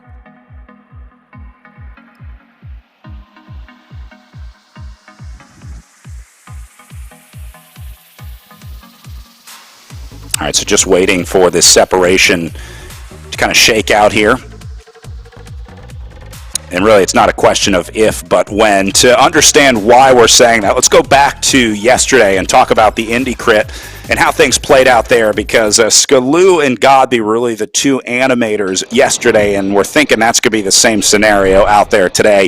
The break happened pretty early, still with 40 kilometers to go here. Godby had already started drifting away off the front. Skaloo went with her, but she was nice and comfortable, locked into that time trial bike, just like she likes to do. Eventually, those two did find themselves well away off the front, 800 meters away here with 24 kilometers to go, and they would eventually lap that group, coming back into the fold, going a full lap up on the riders. That caused a slightly chaotic finish because we were watching these two riders finishing while the field was coming through the line, still getting one lap to go. In virtual racing, they don't finish on the lead rider's lap. The rest of the field will go around and do their additional lap. So as these two were out of the last corner, Jackie Godby lit the afterburners, and she was gone. Godby had an exceptional sprint on the finishing stretch there to beat Skaloo to the line, not by much, but enough to put a dominant victory on the books for Jackie Godby. Then this sprint, watch Erin Ayala right here at the very back of the group. The field sprint for third here. The Velocity Vixen rider has a couple teammates with her. You see Bronwyn McGregor and Angie Bonacisi in there. Now you're going to see Ayala lock onto the wheel of Bonacisi. She'll drift back as they come into the last corner here, and then Ayala will shoot through the group after getting swallowed up here to lock in a third place finish. It looked like Rokkanen or Carolus, one of these riders, Haig, was also up here, but then whoop, here's Ayala right through the group to the line and across for third, so she picks up a podium. Huge win for Erin Ayala. There was some question yesterday. We were watching Erin Ayala's Zoom camera trying to figure out what she was eating, and we got the answer to that as she ended up just 2 minutes and 15 seconds down. But you can see Ayala, Schumann, Rokkanen, Carolus, Haig, Corrent, they're all there in that main group. So it was really Godby and Skaloo that got the split for Triple X Racing and Beast Mode presented by Rose. But take a look at 3rd through 10th, because there's a good chance that those are the aggressors. Those may be some of the big names that you hear today. So this is what we were talking about yesterday with Ayala, trying to figure out what she was eating. We guessed that they were pretzel bites, peanut butter filled pretzel bites, but Erin did confirm on Instagram last night that they were in fact Scratch Lab chews, and she did in fact eat them all. So I guess you need all the calories you can get in an hour-long effort like this. So those chews, a little bit of caffeine, a little bit of sugar, a little bit of carbohydrates. It's just that extra little boost to get you going. So Erin Ayala obviously had her chews yesterday, and we'll see if she had them out there again today. The beauty of social media. I love that they can talk to us and they're listening to us and can respond and give us the truth. Nothing but the facts, sir.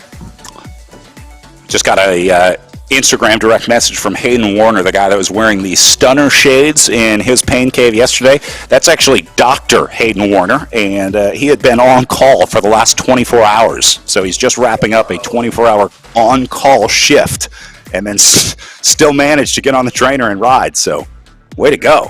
Wow, that's amazing. That's just next level. That's impressive, and hats off to that. He's probably asleep behind the sunglasses. Just had his eyes closed the entire time, but his sponsor correct. And you don't have to worry about where you're going when you're on Echelon Racing League. You just pedal on the trainer really hard. Really hard, like Skaloo is doing right now off the front. Got a little bit of a gap on Godby here. Godby seems to be having a little bit of trouble just kind of getting into the rhythm, getting up onto that wheel, getting into the draft. Godby's not having trouble holding on to the wheel here. It's just about lining up the wattage and trying to keep it steady and constant up on the front. So these two will link up. I'm going to guess they ride together for most of the day today, very similar to what they did yesterday. And then I think the action is really going to be back in the race for third. Schumann, Wiseman, Ayala, O'Toole. You see all those names on the left-hand side of the screen. We'll be keeping an eye on that as well. Agreed. Yeah, it's a little bit more dynamic course, so it may be slightly more difficult for these two to kind of get into that rhythm like we were talking about from yesterday, how it looked a little bit more smooth. Yeah, we've got the hill today and a little bit of downhill. You're going to be cruising down at 50k an hour. So yeah, a little bit different dynamic course today. But yeah, these two are already off the front. Now Schumann has a little bit of space here.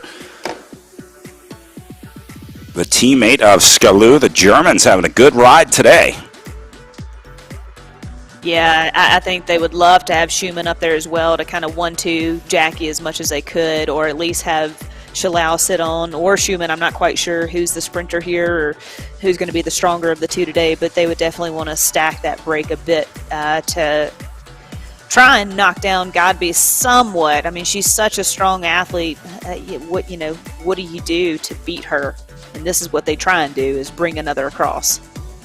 You can see Schumann doing a significant amount of work here. Her power numbers go into the red, 7.5 watts per kilo for her, as Godby and Skalou kind of hover right around 3.5 there. So Schumann definitely doing the work to try to go across the gap here. For the Beast Mode presented by Rose team, wants to go up and join her teammate.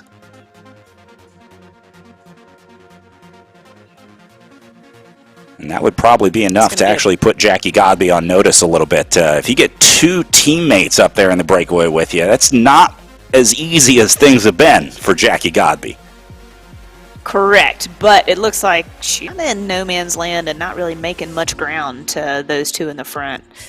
Yeah, when we talk about a bridge, I mean, if you don't see that gap closing immediately, like if you don't see that number start to come down in the first minute or 2 minutes of that effort, it's pretty clear that that may be a wasted effort here. And I'm wondering if Schumann might be realizing that here as she drops her wattage a little bit down closer to 3.5 or 4 that Godby and Skalou are doing.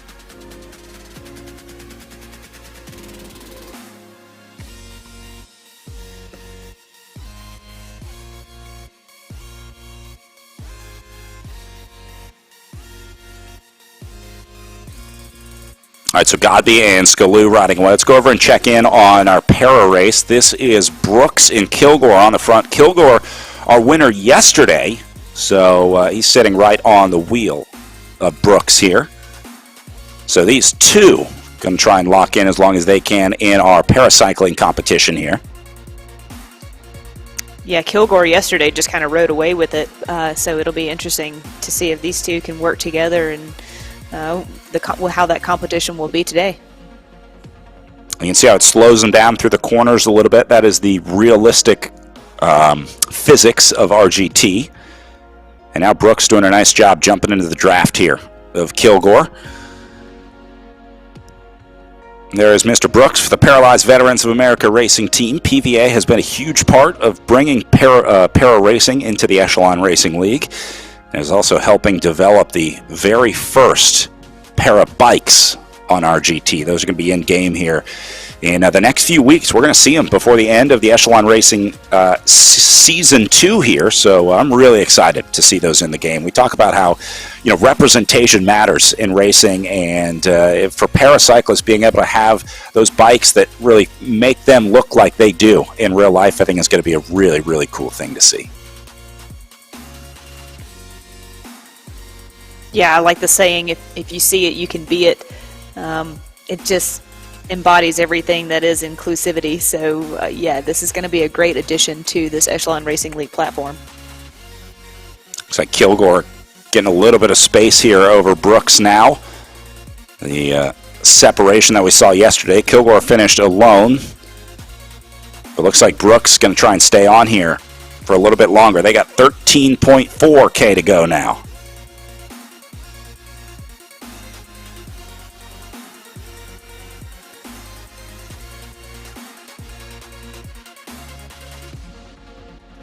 And there is Paul Kilgore.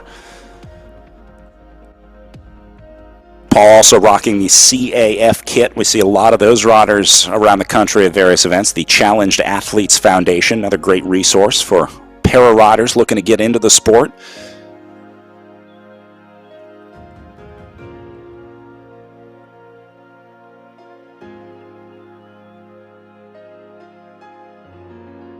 And again, Paul going to be riding a modified para bike underneath them. Almost all of the para riders that we see will have some sort of unique modification on their bike to fit their personal needs. And that's going to be part of the new update with the new bikes in the game as well.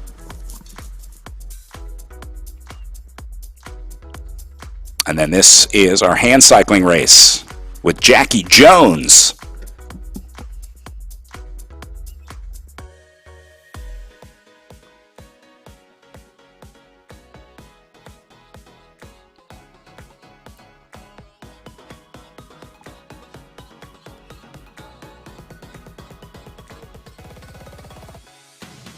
I think Jackie had her camera on earlier today as well.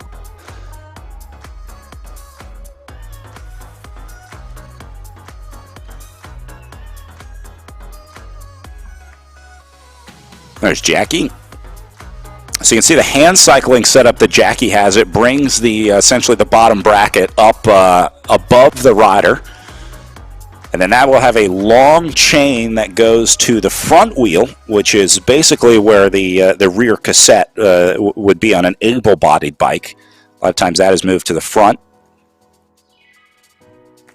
And then you see the modified cranks with handholds at the end to allow Jackie to pedal.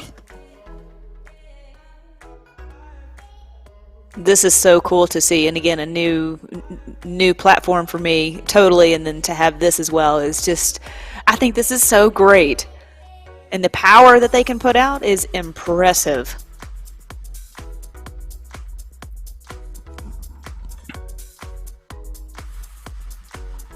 Yeah, Jackie creating over 100 watts with the arms only, which is not an easy thing to do. This is an entirely separate set of muscles that you have to train up. The skill that it takes for these hand cyclists is off the charts.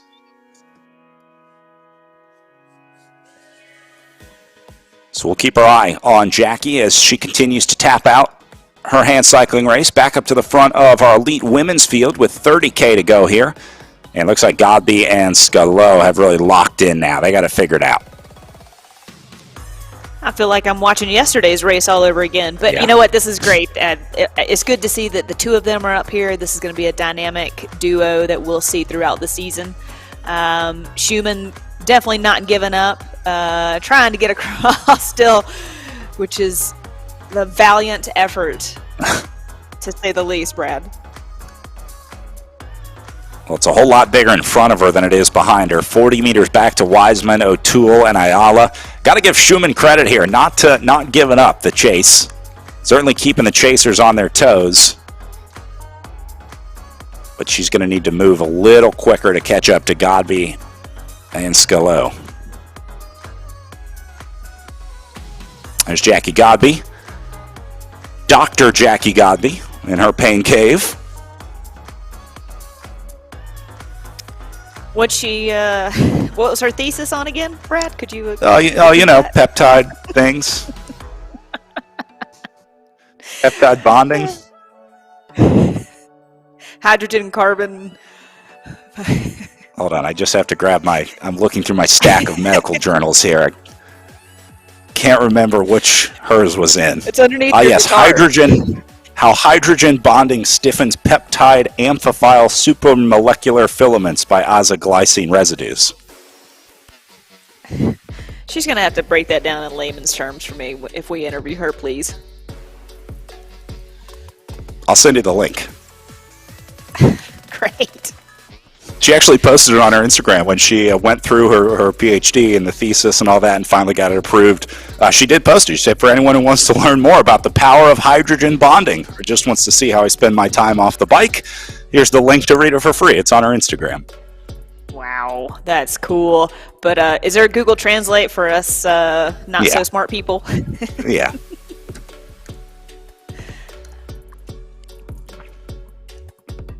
All right, back to the chasers on screen right now. This is a good little group forming here, Lauren. A lot of familiar names from yesterday, but we'll call this Wiseman, Schumann in there, Ayala, and I think Carolus also got up in there, Real. And there's a pretty serious separation. It's about 500 meters behind these riders to the next group, so this is another separation that has happened in our elite women's field. Yeah, again, I wonder if that hill is kind of playing a factor for some of these ladies, or if someone, I don't know, if someone's trying to put in an attack and keep this race animated.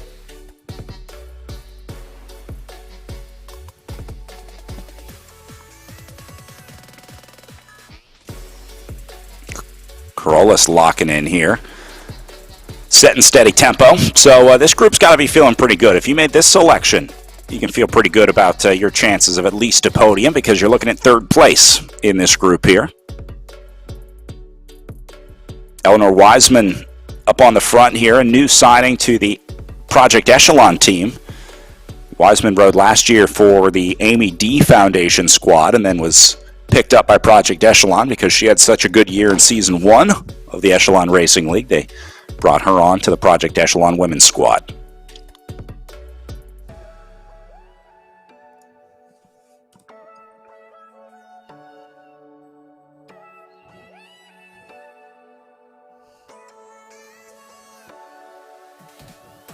Eleanor Wiseman is also a PhD candidate, by the way. Wow. I do not know what she's working on her PhD in, though. I will. It is good to see that Project Echelon has two teammates together in this newer break, we would call. Yeah. Emma O'Toole had gotten the call up now from the community, and here we are getting the stare into my soul from her Zoom.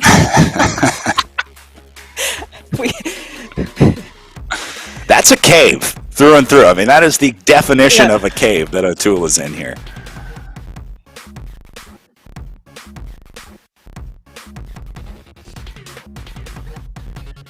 Wow, Eleanor Wiseman, just doing a little bit of research. We were talking about her PhD earlier. Went to Yale, then was a associate at McKinsey, and then went back to UC Berkeley for her PhD. Holy moly. What am I doing with my life?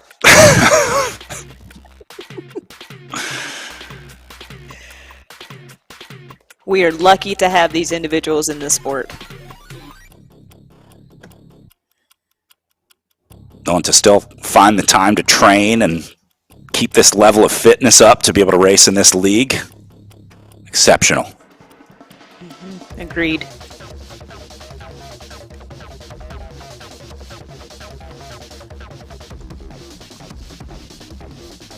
Good look at Arid Ayala here. That Velocity Vixen team is a great program. Angie Bonacisi, I think, is sort of at the helm of those Velocity Vixen riders. There's Erin. She's changed the camera angle today. She didn't want to give away any nutrition secrets. But we do see that she has a dog bed in the background, so we'd like to see Fido at some point. Yeah. A couple of different bike stable setups. Of bikes, too, yeah.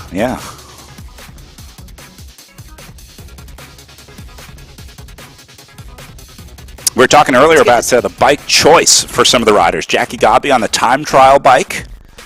I think Ayala is on a road bike here. Looks like she's on the tops, but some riders do prefer that time trial bike. I think a big part is being able to get down into the aero position. It's more comfortable when you can rest your forearms on the tops of those bars. Definitely comfort is the name of the game on the trainer because it's a stagnant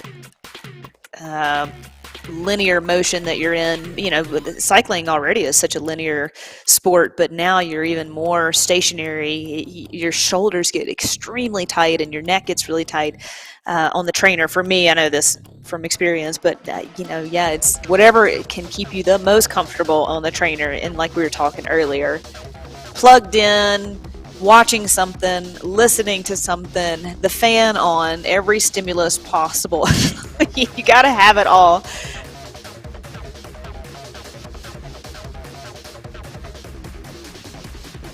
I will say one thing that really helped me on the trainer was getting just a little bit of movement on the bike. Saris makes like a floating platform. It's called the MP1 Infinity Trainer platform.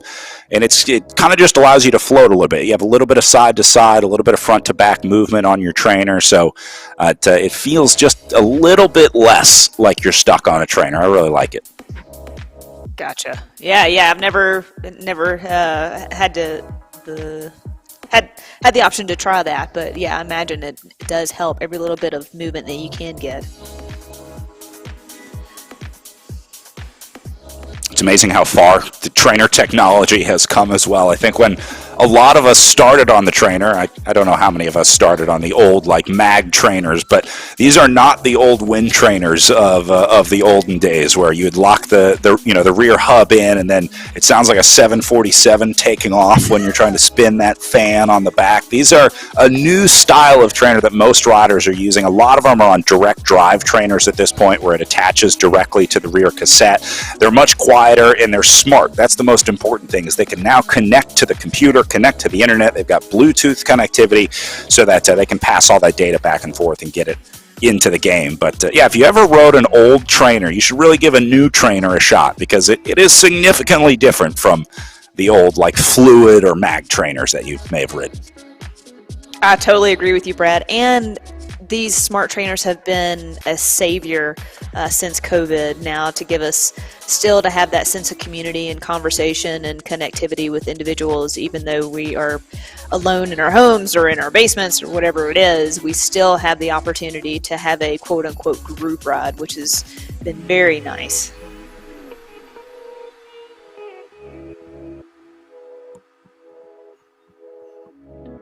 Back to action on screen. Godby and Skalou in the left picture here. And then this battle for third on the right side of the screen, still brewing. Weissman, O'Toole, Schumann, Ayala.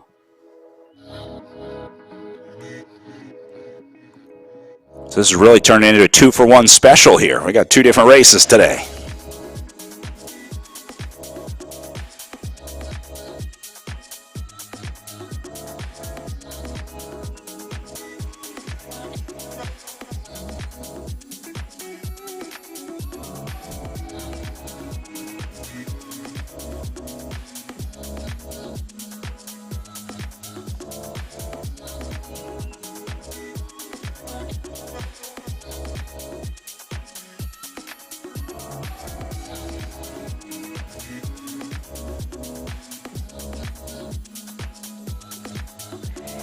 Brad, it seems Kilgore and Brooks are still kind of staying together as much as possible. Less than 7K to go now. Good to see these two guys working well, or at least sticking together. And then you see Jackie Jones on the left-hand side of the screen we watched earlier. So Para on the right, hand cycling on the left. There's a difference in the machines that they ride. The hand cyclists will bring the bike, the pedals up top, basically up above them, sort of floating above their chest, forward of them, I guess. And then paracycling are the slightly different bikes. It's really based on how the bike is powered, I guess. And then inside of paracycling, we have different levels of ability: H1, H2, H3 for hand cyclists, and then C categories for paracyclists: C1, C2, C3, based on their varying ability levels. So that's why we have separate hand cycling and paracycling races, because in real life they race in separate categories, and so we made sure that they had separate categories on our GT as well.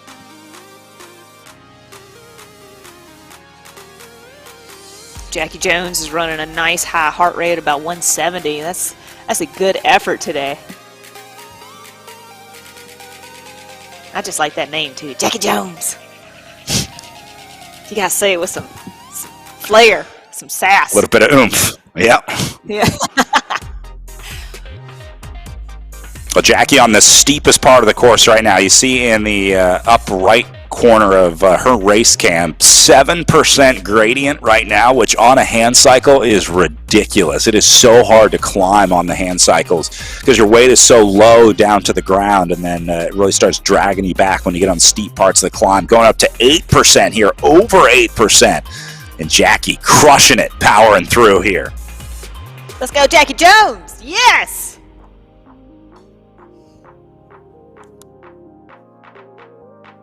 You can imagine how painful that is. And then look how quickly the tempo picks up as Jackie goes up and over the climb. So this is what we were talking about with the smart trainers earlier. It adjusts the resistance that the riders face. And so Jackie can start pedaling faster now because she's come off of that climb. It is now on to the descent. So you start to see the cadence pick up a little bit. Looks like the heart rate drops a little bit of a chance to recover. And Jackie's back to it.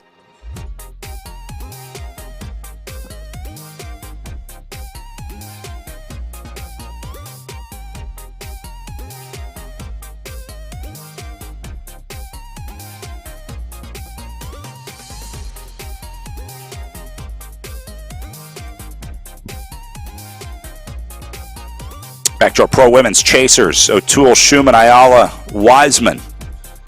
Sounds like a law firm you don't want to get a letter from. I don't know what to say to that, but you're right. You know when you see like 4 names on the outside of the envelope and you're like, oh, this isn't good. Or it's got your big check in there. Right, that could be too. I'm still waiting on mine. Think positive, Brad. Think positive. Well, wondering if Gabi and Skalou will try and split at all today. I would say probably not. I think based on what we saw yesterday, these two probably push themselves and each other to the limit for the next 20K of racing, and then I think they just sprinted out of that last corner. I think Skalou tries to adjust a little bit from yesterday, but I don't think she wants to try to beat Jackie Gabi earlier. Maybe she might try and go at like a K or a kilometer and a half out, something like that, try and catch Gabi off guard, but I don't think that's how you're going to beat Jackie Gabi. If you're going to beat Jackie, I think you got to do it in a sprint. Yeah, when we saw earlier, trying to get her teammate across to assist Shalou and to working and trying to beat Gabi somehow. I think that kind of tells you that Shalou, I would think, may want to wait and try another sprint. And I think also this course is just going to wear on them over time. So I think they're going to try and stick together as much as possible, not attack each other. I could be completely wrong, but that's just me guessing right now. That's all we can do right now.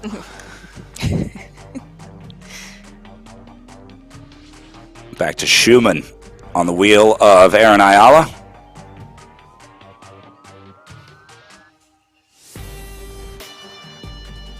So after yesterday questioning myself if I had coached Erin, I in fact had. She sent me a text. I had helped them at America's Dairyland, as a matter of fact. And I think she ended up with the jersey that week, which was super exciting. I was proud to be a part of that and honored to be able to help these ladies in achieving their goals. And so I'm excited that Erin is back today racing and excited to see what she can do at the finish again. That was such an impressive sprint finish. It's like she had rocket boosters on that bike. It was so cool. Yeah, the way she came through the group was exceptional.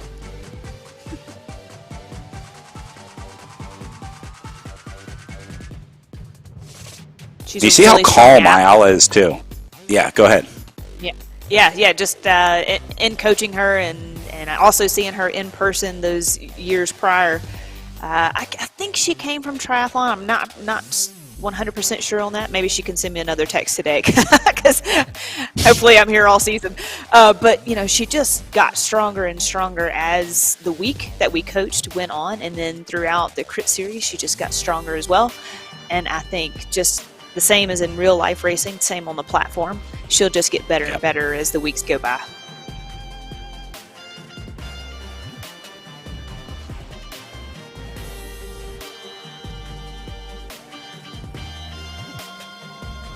Ayala getting out of the saddle here, getting a little aggressive.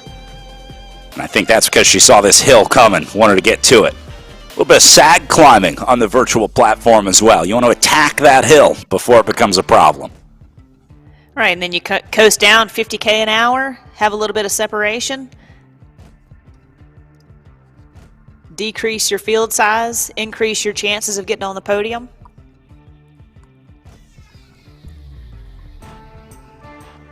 Looks like they got some riders coming up behind them, but I think that's going to be lap traffic. I don't think they have to worry about anyone coming back into the group here.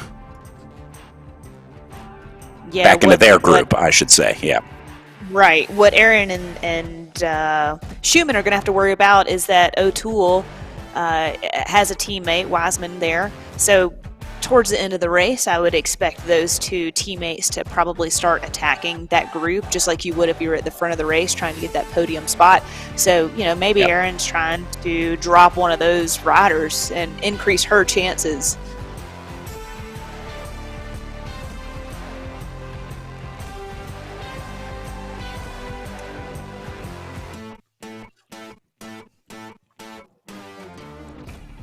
back up to the front. 3 watts per kilo, sort of the average that they're sitting at, a little above that. Is that a comfortable place to be? I mean, what is a 3 watt per kilo effort like, Lauren, relatively speaking?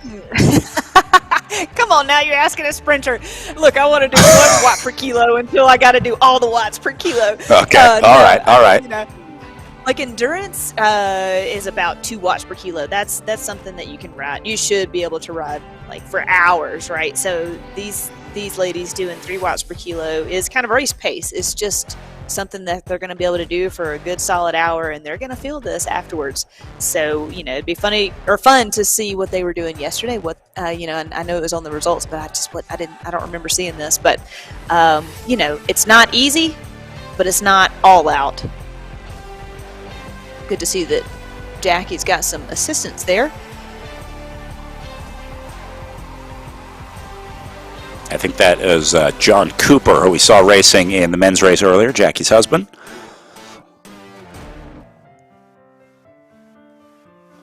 She says somebody's got to carry the weight in this relationship. Yeah, exactly.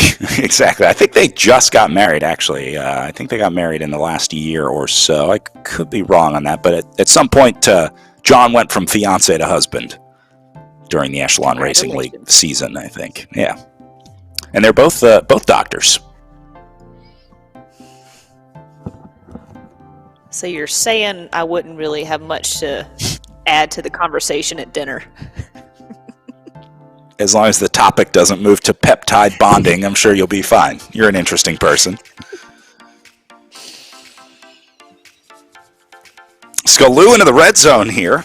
6 watts per kilo. Not sure what that was about. Guess just trying to get over that hill. I love that they even add the super tuck into RGT for Jackie Godby there.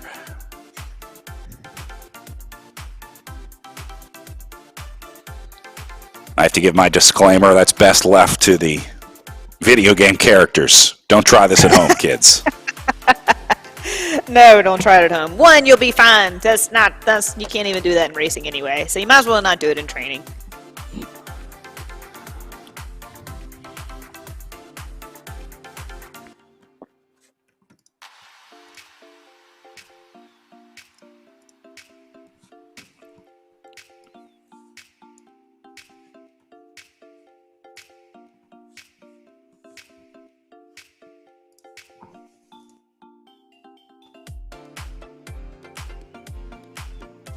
Almost pedal stroke for these two. Cadence a little lower back here. I noticed Godby up at the front was doing like 84 rotations per minute, 85, somewhere around there. A lot of these riders are in the 70s. We're following Eleanor Wiseman right here doing 71, 72 RPMs.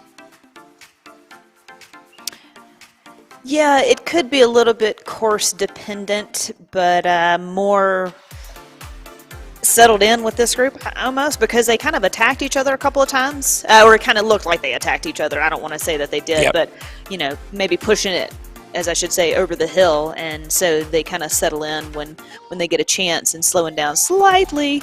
But where you have Jackie and Shalao up front that are just kind of steady over the climb and on the descents.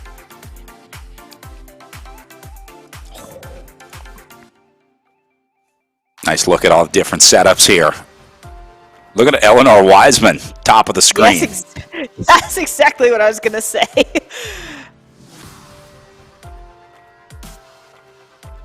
She looks like she's hurting a little bit more than some of the others. Yeah. Emma O'Toole doesn't look like she's hurting at all. She's hurting my soul. Yeah, all looked good. She was on the phone. Looked like she was checking her crypto investments or something. Well, I would imagine that Eric is probably talking to them and directing them, per se, as he was the men earlier. Yeah. Giving them words of wisdom.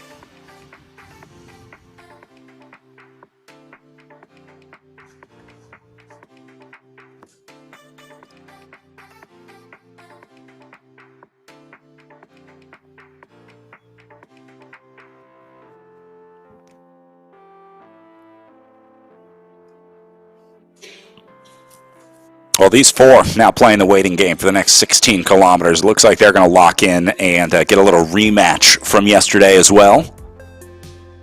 And then this is the group behind them. Haig, Carolus, Real, Miller, and Crone in this group as well. And then Erska Corrent a little farther back out of that group. Oh, Baker also in here, the Canadian for Project Echelon Racing, as they go up and over the hill here and then back down.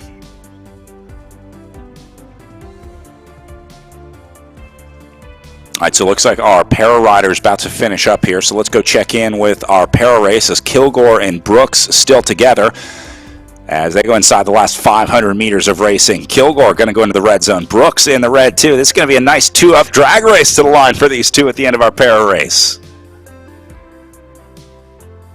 Brooks, Kilgore, both into the red zone. At 3:50 to go. Brooks moves into the lead. Kilgore still hasn't gone red. Again, it's a long way Brooks. to that finish on this drag. Yep. A little bit of an uphill drag here as well. It's only 1.4%, but that's enough to feel it as Michael Brooks moves ahead. Opens up 20 meters over Kilgore.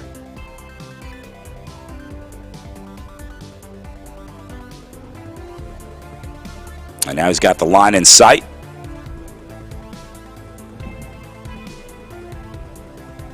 As Brooks going to lock it in, a new winner on day 2 of the Echelon Racing League. And Kilgore will hit the line in second in our paracycling competition. Good one out there today. They stuck together all day, but Brooks got the separation in the last 100 meters or so.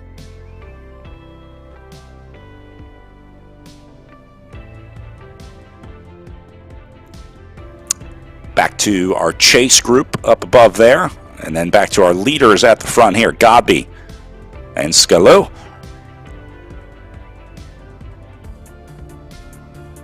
Godby's average watt per kilo dropping just a little bit here. She's keeping it at 2.5, 2.6-ish.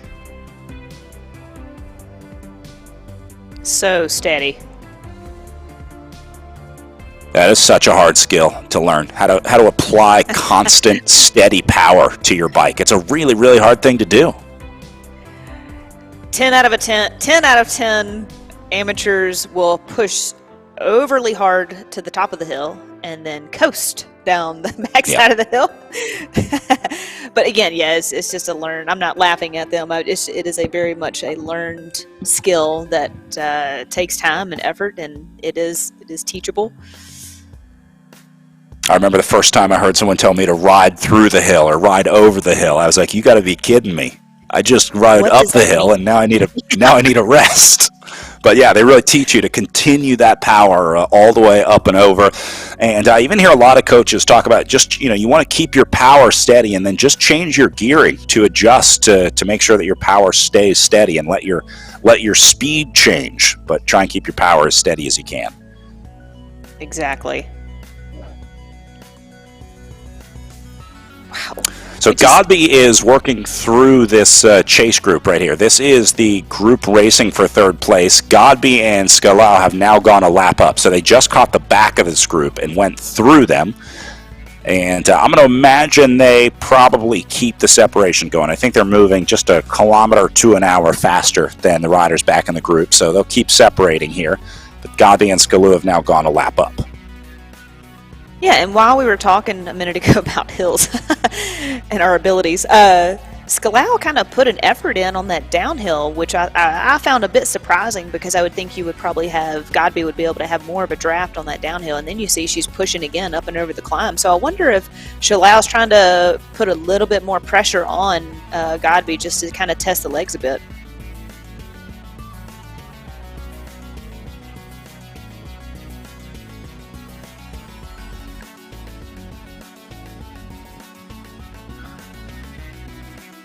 I have to wonder the riders back in the race for third are kind of doing the same thing, trying to test each other, figure out who's still feeling good after yesterday. And also testing the platform of knowing when you physically put out power and when your avatar puts out power and what that difference is in that delay. That was what Kevin Bouchard-Hall said in his interview. It wasn't about the wattage today. It was about timing and knowing how the game is played. It was about strategy for Kevin Bouchard-Hall, our men's winner today. So, again, you can have all the power in the world, but if you don't know how to use it, it doesn't do you much good. Exactly. You got to know how to play the game.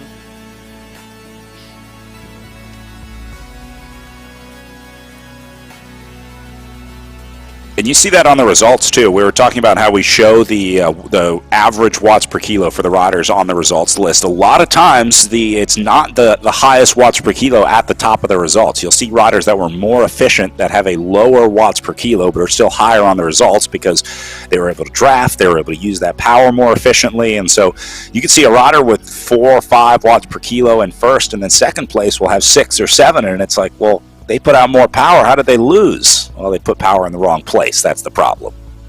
And that's the name of game. The name of the game of cycling is he or she with the least amount of power output will usually come out ahead in a crit race or in a road race based on how they can finish, of course. But yeah, usually it's those who do the least amount of work have the best results.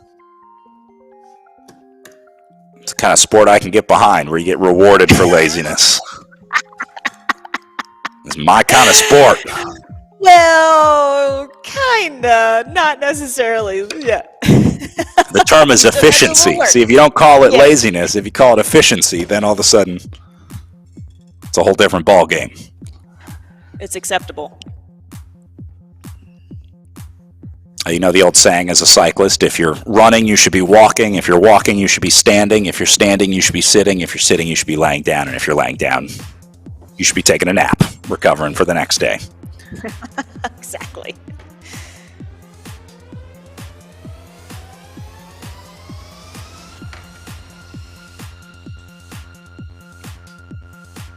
$10.3K to go for Godby and Skaloo in the upper left-hand corner. $12K to go for our chasers down in the bottom right.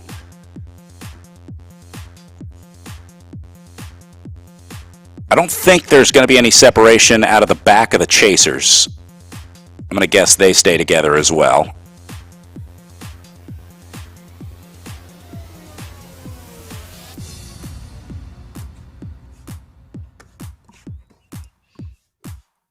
And man, watching Godby and Skaloo lock in like this is a master class in riding. It's hard to do in real life to hold a wheel and to like not overlap wheels and keep it, but it's even harder on RGT to do what Skaloo is doing right here, locked in right behind Godby. That's not an easy thing to do. Exactly. And, I'm kind of surprised to see that these two were going to be off the front all day like this. I was expecting more from the group. And like I said, this is just me announcing and having no idea being on the trainer or what to expect. But they must have just gone so hard from the beginning that nobody could stick on their wheel. So, but yeah, this is really great to see these two just kind of working together. They're going to stay out, they're going to be out, and to be efficient as possible as they are doing right now, it is, like you said, they know how to play the game. All right, these two locked in, 9.4K to go. The chasers behind them as we go inside of 10 kilometers to the line. We're going to take a short break here, get our commercials out of the way, and then when we come back, we're with you all the way to the finish in the Echelon Racing League Season 2 in East Tosa Village.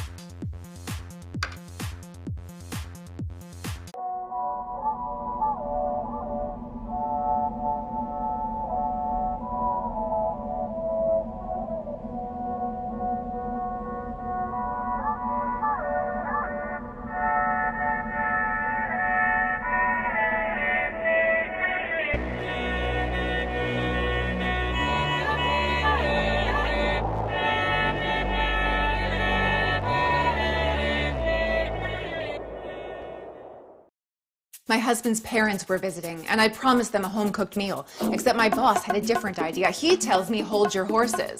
I call my husband and I say, I'm slammed, and he's like, Quick Trip, and I'm like, bingo. At Quick Trip, I say, what's good tonight? And the Quick Trip guy is like, everything, but I go for the hand-breaded fried chicken, and I go, make that ×4. Being none the wiser, my mother-in-law is like, I always said she's a keeper. I'll run with that.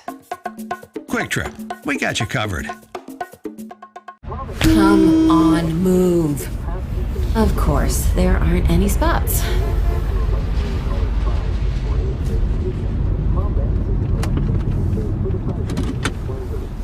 few minutes won't hurt anybody. Thanks, Grandma.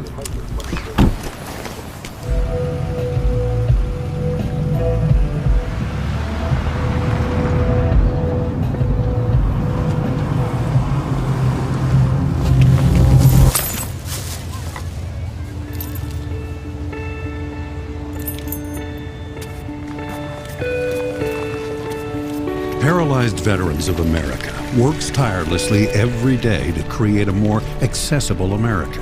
Let's leave the accessible spaces to the people who actually need them. Whatever the reason, excuses don't excuse. Join PVA and be part of the solution. Honor the spot.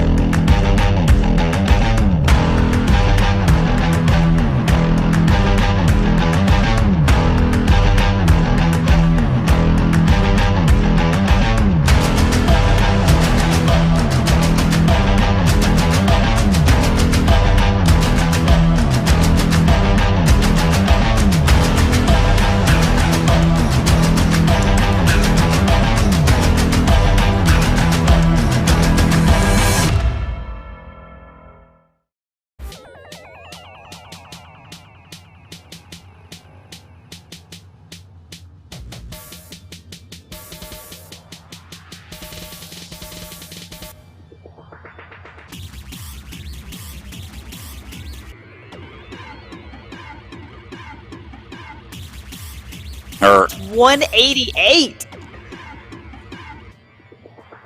Wow.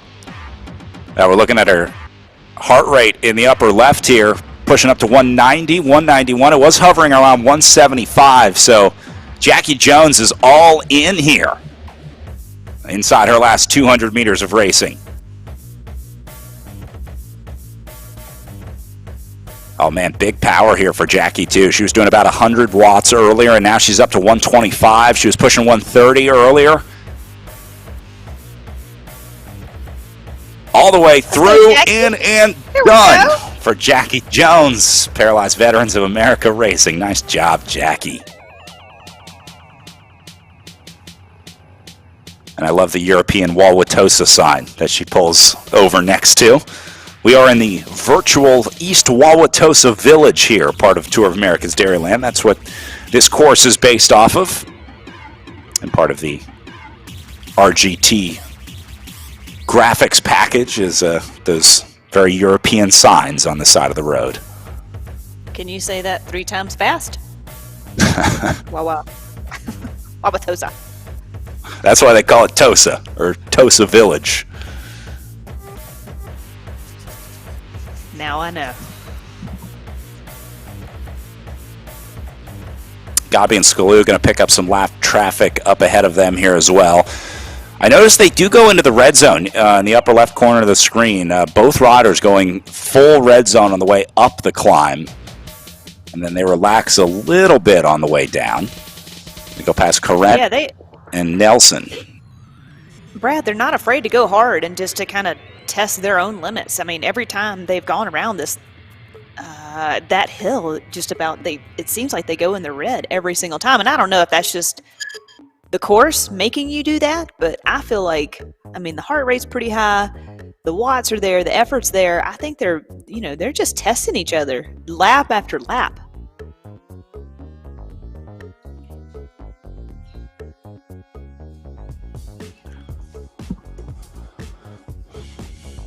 Meanwhile, Ayala looking to close a little bit of a gap here, as it looks like Wiseman and Schumann give themselves a little bit of separation in the race for third down here. Now, some of this is going to be because of the hill. We talked about the importance of this hill on the course throughout the day today, but we're finally getting some separation back here in this race for third. So Schumann and Wiseman will go clear. Ayala into the tuck here trying to hold on, and then Emma O'Toole will come forward as Ayala going to jump on her wheel. attrition. That's the name of the game today, up and over this climb, lap after lap after lap for an hour after they had raced yesterday, loaded their legs. Coming back today, it's just going to wear on them until the finish.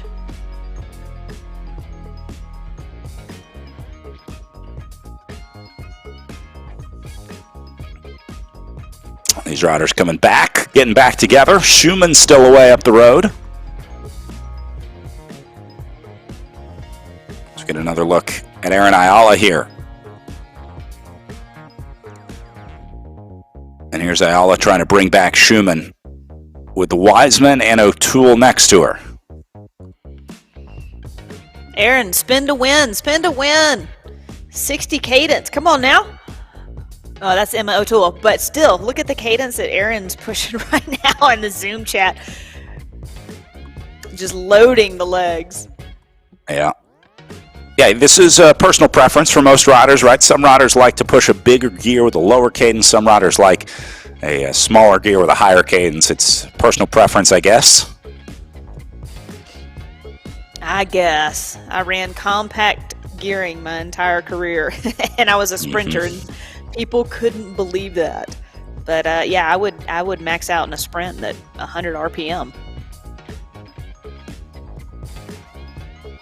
I could also put out 1,300 watts in a sprint, just in case you were wondering, Brad. I don't know what you can do. $12.99 on a good day.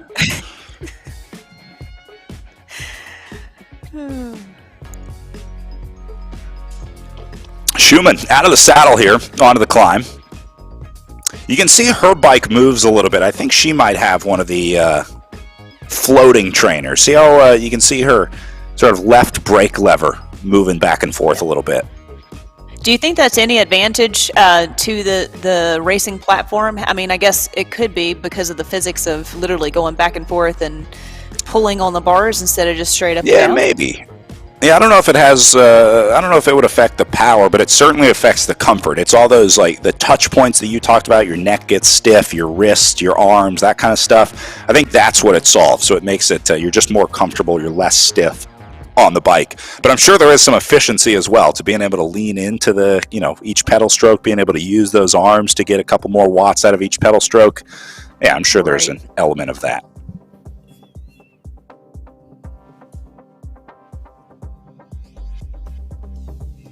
So Shalal and Godby down to their last 3.5K. Been a great race for these two so far in the last 2 days. Yeah, I cannot wait for the rest of this season. This is going to be an awesome battle to watch, and Scalau committed to the rest of the season along with Godby. So this will not be the last time that we see these two link up. It won't be the last time that we see this battle.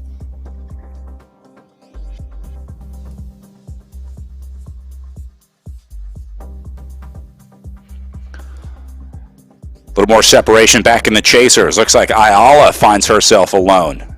Doing red zone power here. I think she's trying to get up to Schumann. She's about to make it. So more separation back in that chase group. Looks like O'Toole, Wiseman, and Haig might be in a little bit of trouble. Obliterated. Schumann and Ayala go clear, yeah.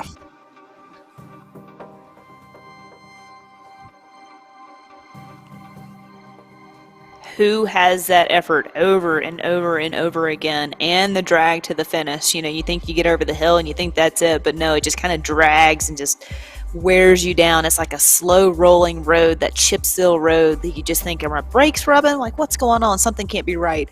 It's just the road just takes it out of you, and you turn around and you look and it's like, oh, well, no wonder I'm going slightly uphill. I can't see it, but if I turn around and kind of take in the sight behind me, there, okay, I was going uphill this whole time. Yep, and that is exactly what it looks like in East Tosa Village. When you look back at that finish line or back at that part of the course, it doesn't feel like it when you're on it, but Yeah, when you look at the course, oh no, Ayala. Oh, I saw the power drop out there as well in the upper left corner, but she was just zeroing it out. She was stopping the power as she goes through the corner. That was the game. So you also see in her upper left corner where it shows the number in red right now. That doesn't mean she's in the red zone. That means she's wasting watts. So that has to do with the drafting graphic below. So for Erin Ayala right now, who's in second position, when that top left number goes into the red, that means that she's doing more watts than she needs to, and the game is essentially just washing out those extra watts. So helps you be more efficient and try and lower that watt per kilo number that we talked about for your average. Hey, that's a cool aspect of the game, is just to have that extra, almost like coach-like in real time right there saying, hey, you don't have to pedal right now. All right, Godby and Skalou back under the start-finish arch, and they're going to be heading out for their final lap. 1.5K of racing to go. Up a quick 4% gradient. And I have a feeling this racing starts right now. Yeah, they're going to stay in the red zone here for probably a good portion of this last lap as they go to 1.4K here. Can anybody upset Jackie Godby, the queen of the Echelon Racing League? Skalou came close yesterday. Skalou. Yep. She's got a rematch today.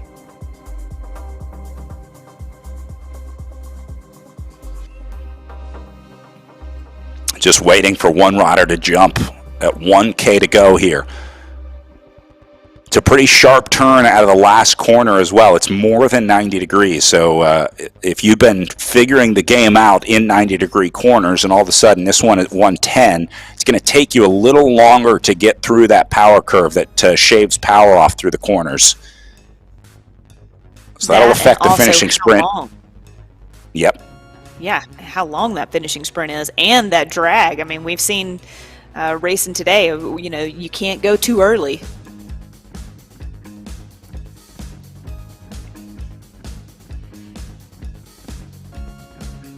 And here we go. Godby still in green, Skalou in blue. This is a classic standoff situation. They are both just waiting for the other one to go.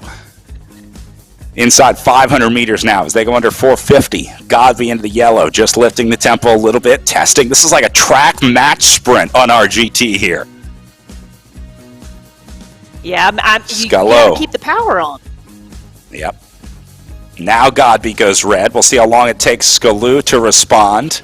Here she goes at 250 meters. Skalou going to move into the lead, try and take it to Godby. Godby responds back into the red. She moves ahead. Doing 600 watts for Skalou now, but Godby will get away and stay away in the last 200 meters as Jackie Godby picks up 2 in a row here in the Echelon Racing League. What a finish. Well, I mean, you know, Skalou, she's getting closer, though. I think she's figuring out the game, figuring out Godby, figuring out how to play this, how to do it, the what's left of Godby. But man, Godby just comes out with another ace in the hole, doesn't she?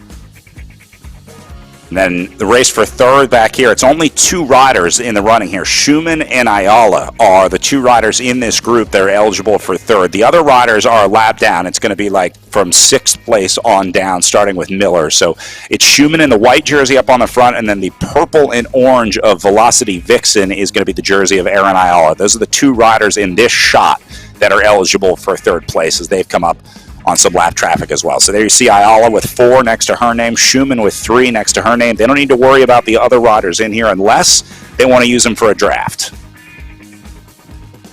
And yeah, Schumann's definitely going to want to round out the podium for her teammate. But I'm waiting for Ayala to hit the rocket boosters again for this finish.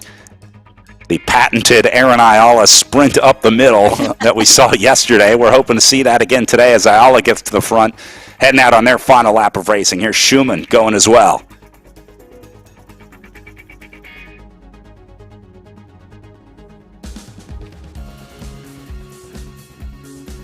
And these two going to stay in the red much longer than we saw with Godby up on the front.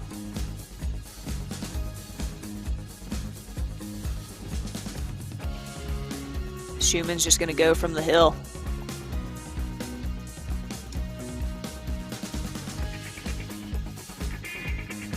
Trying to do a 1K effort from the line here. For Gabrielle Schumann. Again, trying to lock in third place. Here comes Ayala, though. She's got her in sight right behind it. Ayala just will not give up.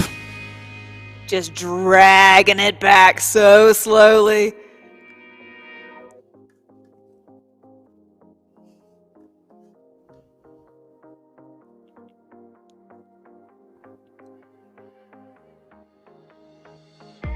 And I'm sure Ayala would like to get there and close down that gap so she can get into the draft. That's why she's going in the red zone here. Yeah, especially. Or does Schumann get it right? An hour. Yeah.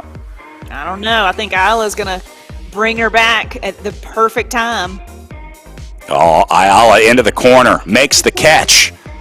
On the wheel and then sits there, just waiting. 500 meters to go for Ayala now. Lose the wheel a little bit. I think Ayala's still in the catbird seat here. I agree, Brad. I think she's sitting in a good spot and can get a little bit of rest and respite right now before this final turn, and then a good drag to the finish for her.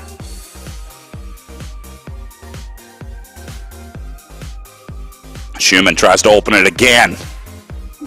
Ayala quick to respond as they go inside 150 meters to go. Now Ayala opens up the sprint. She's trying to time it perfectly like she did yesterday. Is she going to run out of real estate?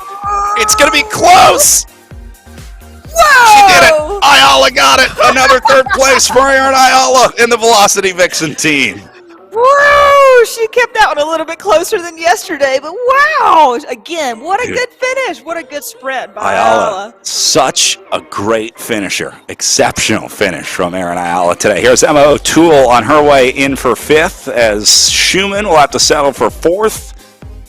And it looks like O'Toole going to be good for the wide-angle podium spot on the day. She'll take fifth place. Another good battle, though. I mean, Ayala and Schumann, that was such a good battle. Schumann tried from the hill, kept attacking. Ayala just kept responding, sat on the wheel right when it counted, and then had like the perfect sprint. I think she's definitely getting this down real quick.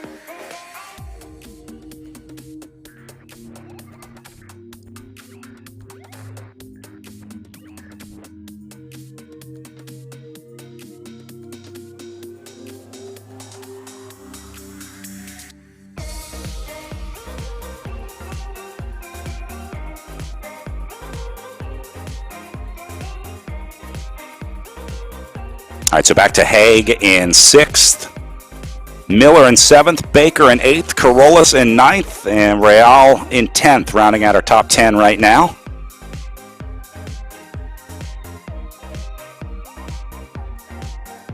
As she goes inside the last 650 meters to the line. Again, beast mode kind of stacking the day. Stacking the top 10.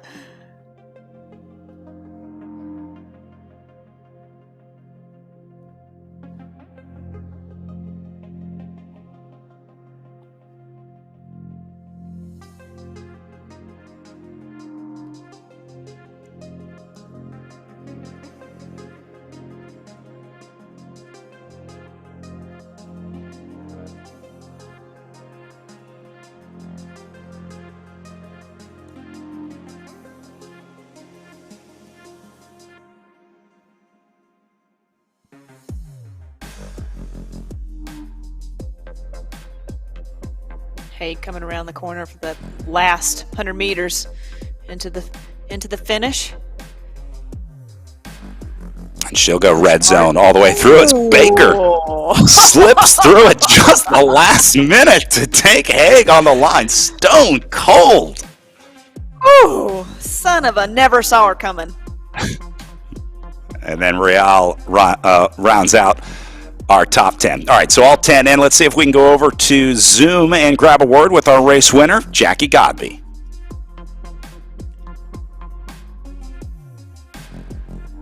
Emma, you're now 2 for 2 in the season so far. How does this win feel? How is this win different from your win yesterday? It actually felt a lot like yesterday in terms of the head-to-head battle. with number 2 after taking an early lead. The hill definitely changed it. I think it changed the dynamics of our matchup. We were hitting much more that 30-second sprint pace, who can get to the top, rather than these sort of long, drawn-out VO2 matchups. But, it was another very, very fun race. I really love when you're able to just get in comfortable with another rider and really have a head-to-head matchup. That is some of the most fun racing, because you're very focused. You're really trying to get inside their head, at the same time getting inside your own head, trying to push the pain. And it's really fun. It's chess on a bike. So another really, really fun race that motivates me to keep going this season and have a lot of fun. And something that's different within virtual racing compared to in real life racing is the game mechanics. How do you use the in-game physics to your advantage? So, I think this race today at Toad was a really great demonstration of how watts per kilogram is not the ultimate metric when it comes to cycling. I know that's what we have on a lot of the heads-up displays. Everybody's always trying to improve their watts per kilo, watts per kilo, watts per kilo. And today we saw that watts per kilo works great when you're going on an uphill. And Skalou, I'm so sorry if I'm pronouncing that wrong. I've only ever seen her name on screen. She really had the advantage. She pushed that advantage. She punched that advantage. And once I got to the top, all of a sudden my extra 19 kilograms meant that I could really ride the way down. So we both rode very, very different races. I think we both rode very, very well. And like I said, it was a fun, motivating chess game with, I think, honestly, one of the best e-racers in the business. Awesome. Thank you so much, Jackie. Congratulations on this win, and we'll see you next time. Back to you guys. Thank you so much. See you guys soon.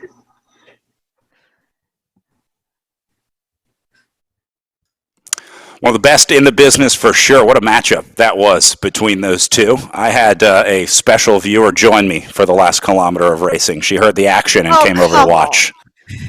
Come I'm on, playing Brad. babysitter Where did this you get weekend. that? No, but Just borrowing Jackie just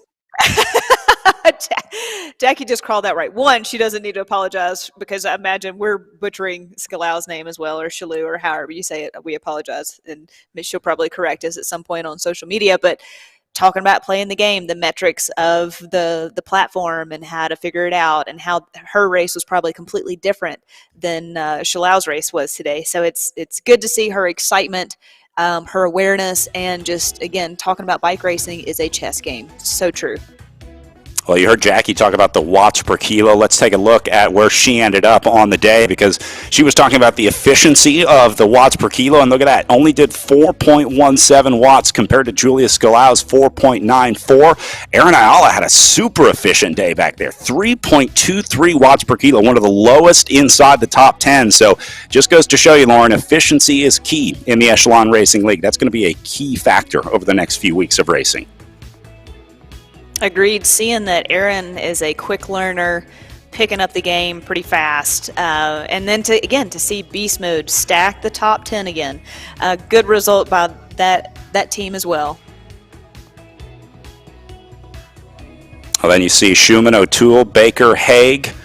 Kimberly Miller got up for Beast Mode, presented by Rose, in 8th, along with her teammate Carolus in 9th, and then Jennifer Real of Triple X Racing Atletico rounding out the top 10. They get 1 and 10 with Godby and Real. Another great program. And then Project Echelon also with 2 in 5 and 6 up there. And then, of course, Erin Ayala, another 3rd for the Velocity Vixen team.